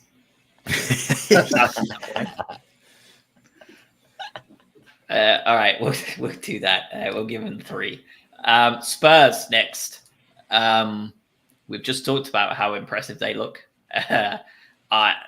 Anywhere from 0 to 1 for me. You two can pick which one. I'll agree with either.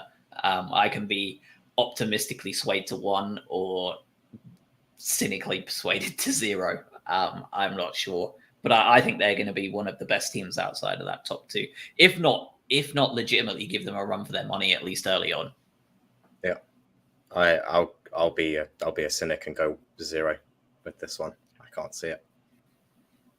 I think they're going to be good, but you cannot ever rule out the fact that they are Spurs and they're cowards and they don't have spines. And if we don't get a point off of Spurs, something's gone inherently wrong. Because if there isn't a Conte-based implosion in that club next year, then I don't know what to believe anymore. There has to be a big meltdown at Spurs because it can't go well because it's Spurs. So I think we at least get a point. I think I can go with that. When you reminded me that Spurs are indeed Spurs. Yeah, Spurs are still Spurs. Yeah. Last 2, West Ham and Wolves, kind of talk about them in the same sentence if you want, because they're both teams that are going to be there or thereabouts in that top half of the table, probably, but maybe not. They're both pretty much what I would consider to be wildcard teams. Areola came into West Ham. They spent a shit ton of money on this Agerd fella that I'll be honest, I know nothing about. Again, Wolves went down the raiding Burnley route with Nathan Collins for almost 22 million quid, I think, which is an awful lot of money. I think Wolves are probably going to finish lower than West Ham, but I think both are. We're going to have similar sort of results against. What are we thinking for these two to wrap it? I'll say very quickly on Wolves. I think they're going to be horrendous this season. I don't think they're good. I don't like their signings. They've changed some of the style of their play now, at least in preseason friendlies. They're trying to come out their shell a little bit more, be a bit more attacking, so they don't have like XGs of sort of 0.1 in games. But I think that's going to potentially bite them. I just really don't believe in that team, and I think they're going to really struggle. On the flip side, I think West Ham do have talent, and I've got to respect them just to the fact that they've just signed that massive Italian bloke and did a sort of Gazzetta style thing with James Richardson as their unveiling, which I deeply respected. I think Wolves, I actually fancy us to be getting 4 to 6 points against. West Ham, I think we'll lose a game there and we'll either get a point or 3 against them back. Yeah, I agree with you. I think Wolves are going to be in the lower half. I reckon I'll go Wolves 3. I think West Ham will get 1. All right. I'm happy with that. We'll put Wolves in the 4 camp because I can understand why you think they might be shit in hindsight and after deliberating in my own head. West Ham, I think a point is fair, and that wraps it. Let me do the maths here real quick. 4. In fact, let's move on to preseason. I'll do it in the background because listening to me count out loud and use my fingers is the most entertaining thing in the entire world. So if you are currently mid-drive, great time to stop because we're on to kind of our last area of the show here. We are talking all things preseason, Manchester United, and then 1 or 2 other bits and pieces to touch on, including Fantasy Premier League. So let's talk about preseason and players as it pertains to that. Absolutely battered Espanyol this week just gone. They are a week behind us in preseason before anyone gets too mega excited. And boy, oh boy, did it show. They were well off of it. They weren't playing any of their actual good players as well, by the way. It was not so great. everything before Reading, very much a fitness exercise. But the Albion have looked pretty much as they kind of left, right? Like as the season ended, they've kind of picked up again in preseason. So as it pertains to preseason and what you've seen and what you've liked and what you've not, what players would you earmark as those players to watch this season based on what you've seen? I think we already touched on Mitoma.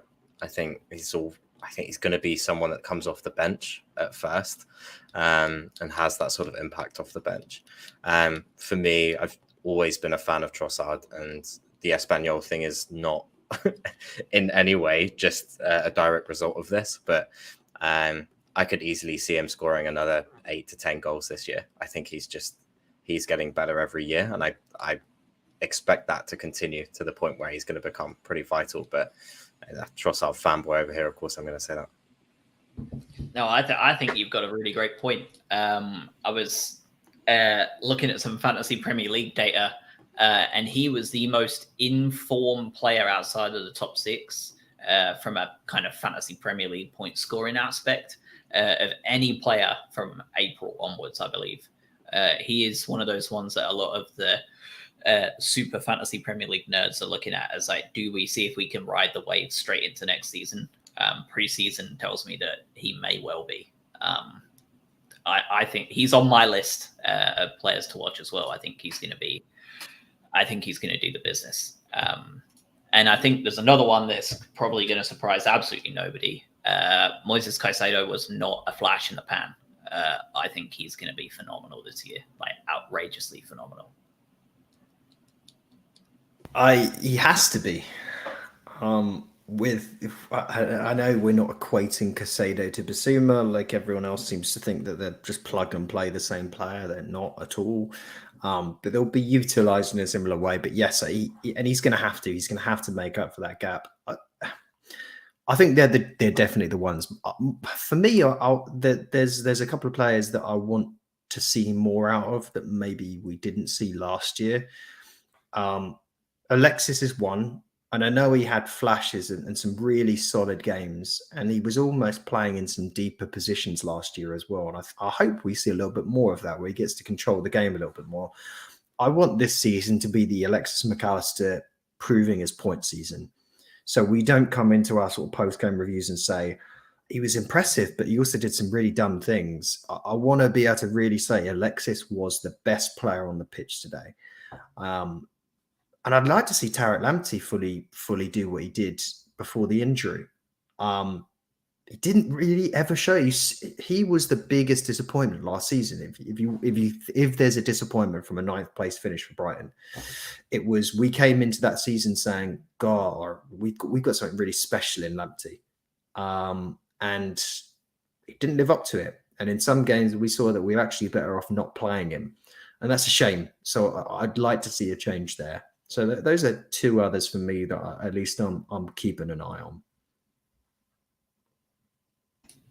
Yep. Another one to keep an eye on in terms of in relation to Tariq Lamptey.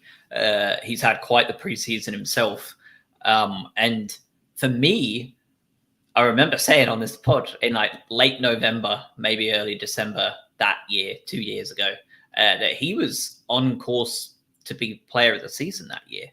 Solly March, before he got hurt that 2 years ago, was in outstanding form for us on that left wing back role, and was looking like a short-term solution incredibly effectively.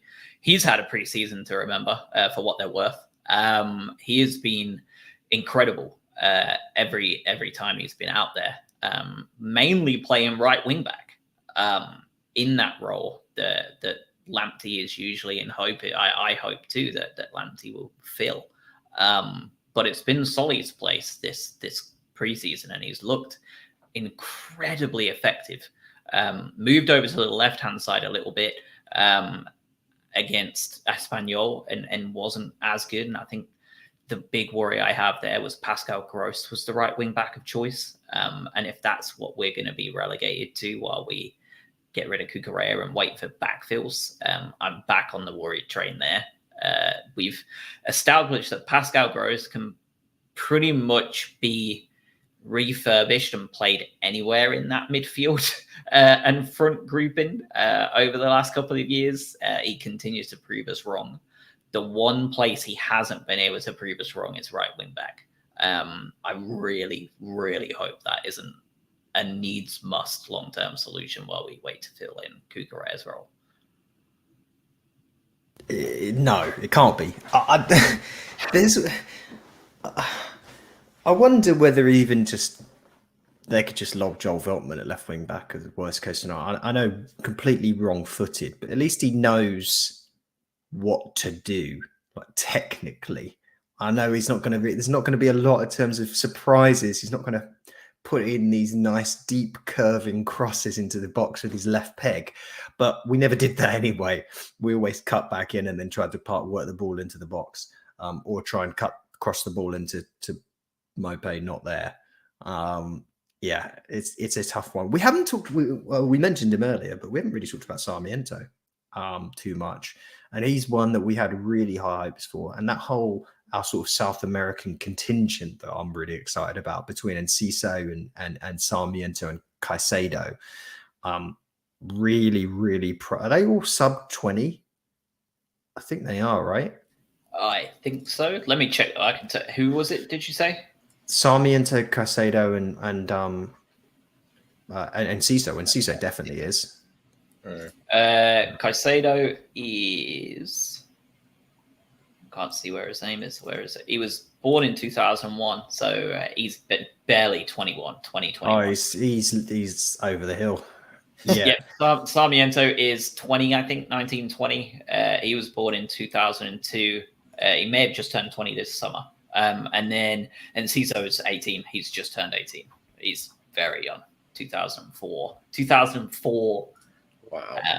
I feel freaking ancient. 2004. He wasn't even there when the Millennium Dome was opened. He wasn't even. That's my benchmark for steps. Where were you when Leon Knight scored the penalty against Bristol City? Wasn't even. Yeah, it wasn't even a glint in the eye.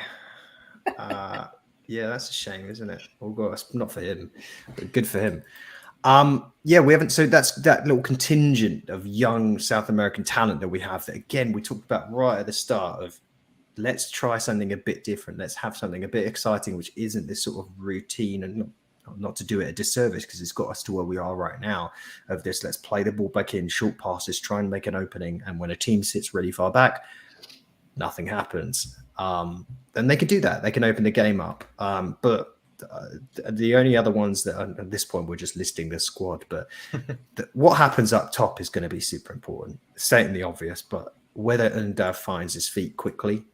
Not the cleanest, best preseason to begin with, but our whole preseason was a bit of a crapshoot anyway. We don't know what's happening with Maupay. We know what Welbeck is, but he's not going to be there for every single game at the level that we need him to be at. We still don't have the full answer there yet, right? So the Undav thing is going to be the biggest story for us in some ways. Does he work out? Yeah, I think the biggest one for me in terms of ones we've not mentioned yet, and obviously with, like you said, we've listed half the squad, but there's a bunch of them that are on there that your Websters, your Dunks, your Sanchez's, Veltmans, Trossards, you've got a bunch of names where you know what to expect, you know what's coming, and you feel pretty confident of how they look. And although we've probably listed all those names, there's been nothing that's not been said a million times already.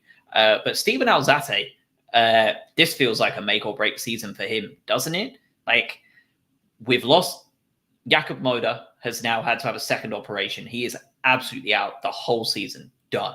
Finito. Yep. My hope now is that we just simply see him in a blue and white striped skirt again. Yeah, he might. We don't want it to be the same as Izquierdo. Yeah, thank you. Yeah, exactly. Yep. And I mean, look at him. He was one of our most he was that player that lightning in a bottle. Yeah, it's incredible. Yeah. And now he can't find a club because his knee is just in pieces. And it all happened on that one moment and that one setback. Moder has had that one moment and now that one setback. I just hope he's around next season. So we've lost him. Lallana is going to be even more of a sick note because he's 1 year older. No Bissouma. Pascal Gross, again, 1 year older, more like who knows where we're going to be putting him. There's going to be room there.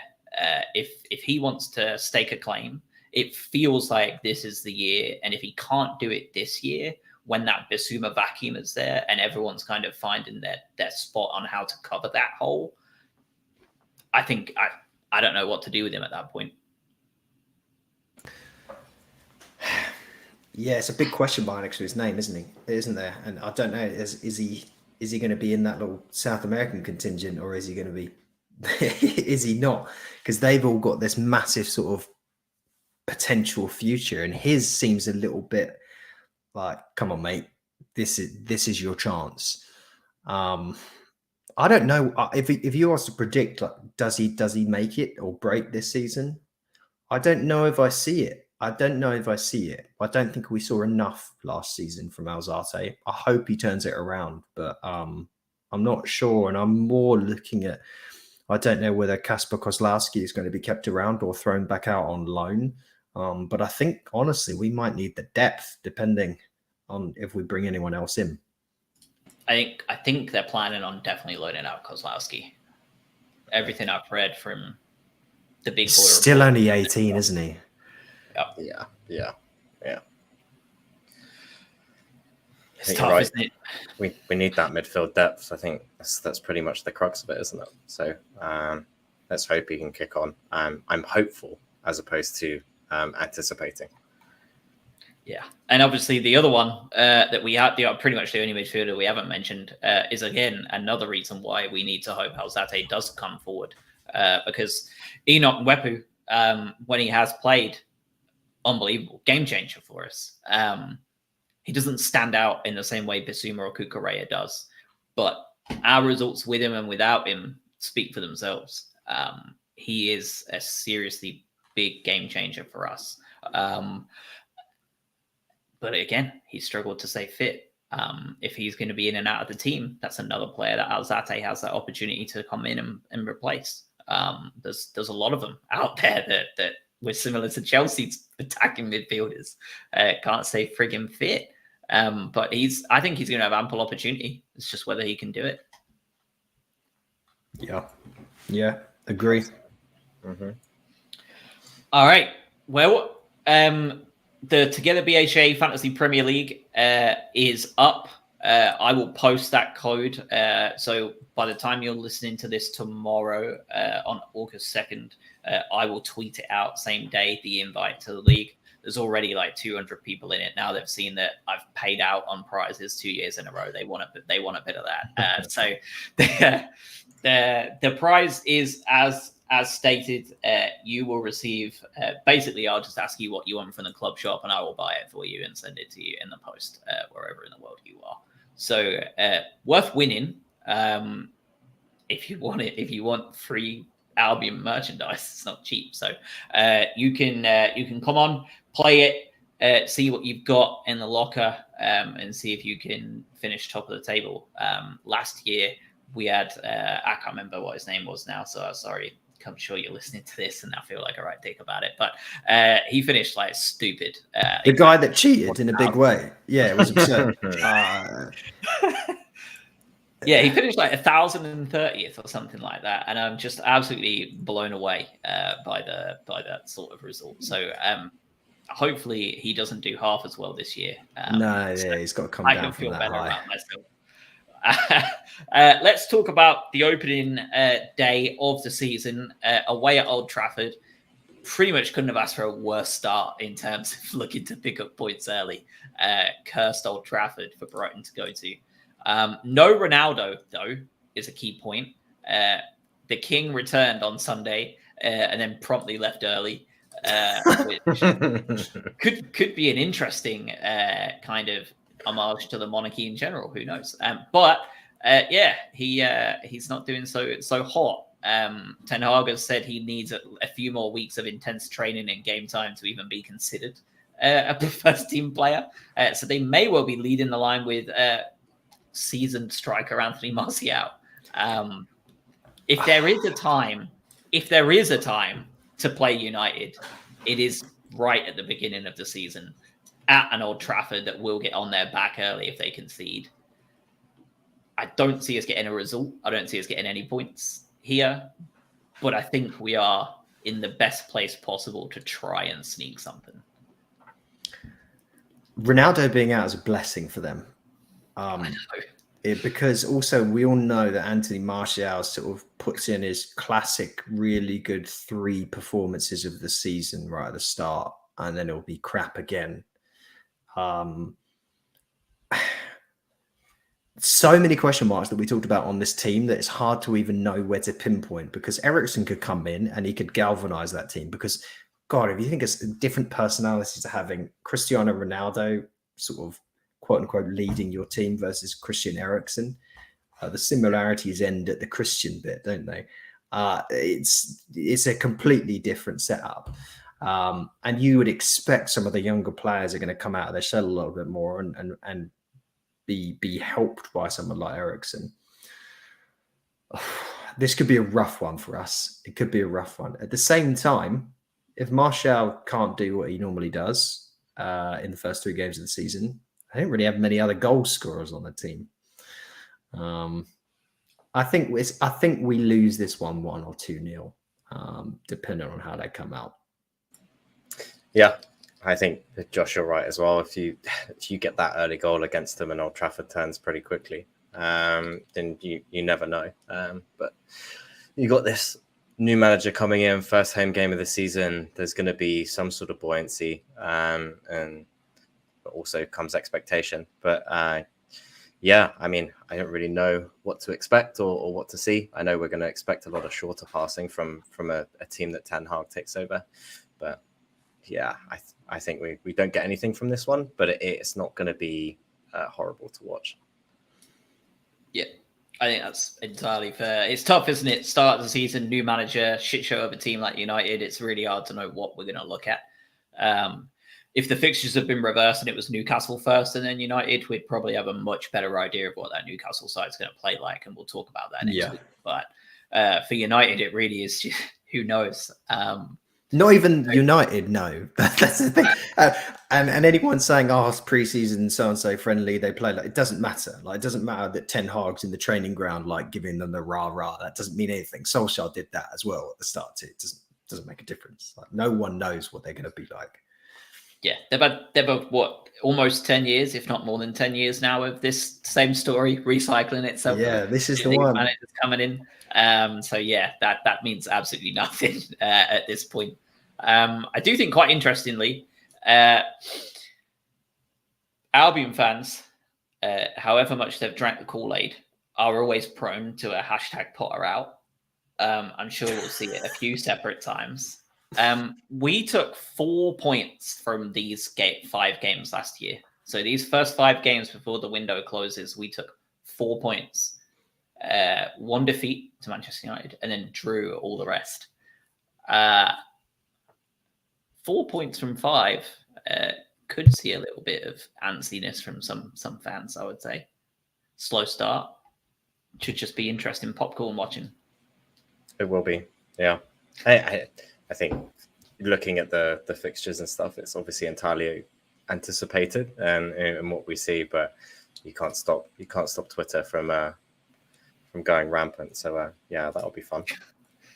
No, look, the first 3 games are tricky games. That's obvious, but get us to Leeds, Fulham, Leicester, Bournemouth. Yeah, that's meaty. Get us in there. That's what we want.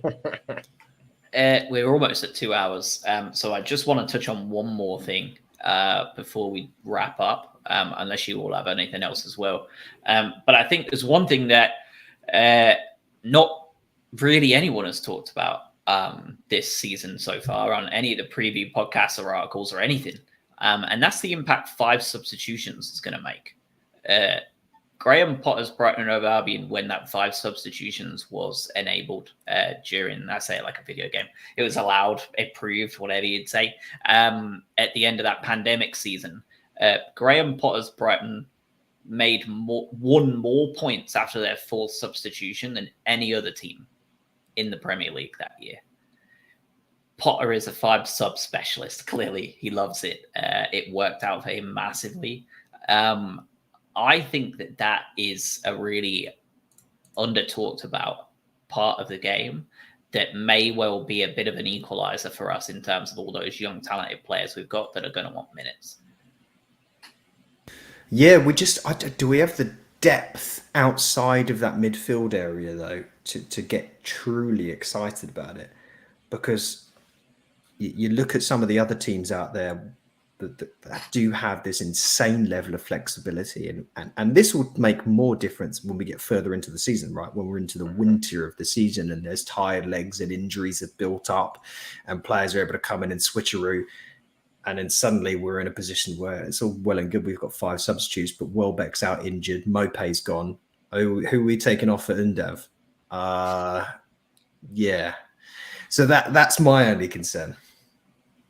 Yeah, it's about that depth, isn't it? And I think, if Potter has those players to hand, then I can see him tinkering and winning a couple of additional points here and there, just because he has that versatility in these players that can play in multiple positions and just react. And we know he loves it. So I think you're right. I think you're both right, is that I do expect Potter to make the most of those 5 subs, but he needs the right people on that bench in order to make that work.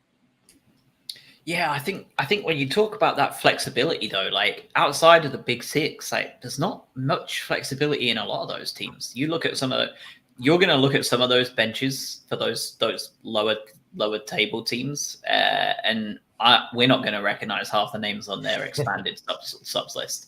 I think there's a lot of teams down there that are going to have lesser quality benches than us. I don't think we realize just how short a lot of teams are at times in terms of that tier 1 to tier 3 level of quality in their squad. I think we've got a lot of those kind of 2s in there that are going to be able to come in and make a difference compared to a lot of those teams. We'll see. I think that's fair.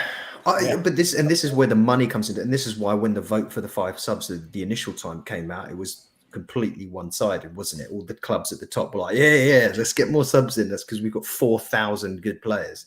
Everyone at the bottom was like, no, God, please don't do it. But this is where teams like Villa and Newcastle, who have the funds to build out and bring in some more of these players and have those bigger squads that we arguably are going to be competing with. Newcastle maybe on the slightly upper end and Villa on the lower end. That's where it's going to become tougher. But I agree with you when it comes to Forest and Fulham. I don't care about their second string winger. Absolutely not. But yeah, harsh on knockout. yeah. Sorry, I really do care about the second string winger. I think it's going to be interesting, and I think it is going to make a difference this season. And like you said, then you've also got the cursed World Cup in the middle of it, right? Where players are inevitably going to get hurt. And then you've got an even bigger shit show when they return. So who knows? That's a lot of games to play intensively over the course of a winter time. I'm looking at Lamptey there for Ghana. Yeah. Oh, yeah. Ghana. Yeah, we've got that's been an absolute scam as well, hasn't it? Because they brought Houghton in to Houghton's just grabbed a load of dual nationality players. It's like Anaki Williams, Hudson-Odoi, Lamptey. Yeah, you've got a distant aunt from Ghana. Come on, just come and play. Yeah, amazing. Clever stuff. Yeah. No, can't blame him for that. As soon as they got in the World Cup, I was like, yeah, sure, we'll come play for Ghana. That sounds good. Yeah, 5th choice England. Right. So Josh has actually succumbed to an illness during the recording of the show. I'm joking. There he is. He's choked up thinking about Ghana. Yeah, it's those Houghton memories. It brought back some. It's so emotional. Yeah, it's an allergic reaction. Yeah. All right, someone rap for me. Oh, we don't do this bit, Josh. Thanks everyone. You've got to survive. We can't do it. This is it. It's petered out. Well, look. Anyway, I don't think we can talk about anything more about. But we've talked about this club and every single player that belongs to it. But we're hoping for a good result against Man U. We're hoping that the season works out in a decent way. I think 9th is probably going to be. Don't get too disappointed if it doesn't work out in that same levels that we saw this year. But let's hope for a big year. Let's also hope that we replace our boy Kukureya with someone half as decent as him in the coming weeks. So let's see. Miss anything, Craig? Are you live, Josh? What's that? Can you play left wing back? Can I play left wing back? Yes. Technically. Technically, I am a bipedal human. Yes. Beyond that, no. Oh, good to know. There's one scouting wiped. Yeah. We should let everyone go, really, shouldn't we? Yeah, we should. That just about wraps your Tuesday through Friday commutes. Have a wonderful rest of your week. And we will be back next weekend. Business as usual, Manchester United away. And we'll go from there. It's good to be back. Yeah, that was a better ending. Thanks for surviving. Yeah. Appreciate it. Yeah. Thanks for listening, everyone. Thank you.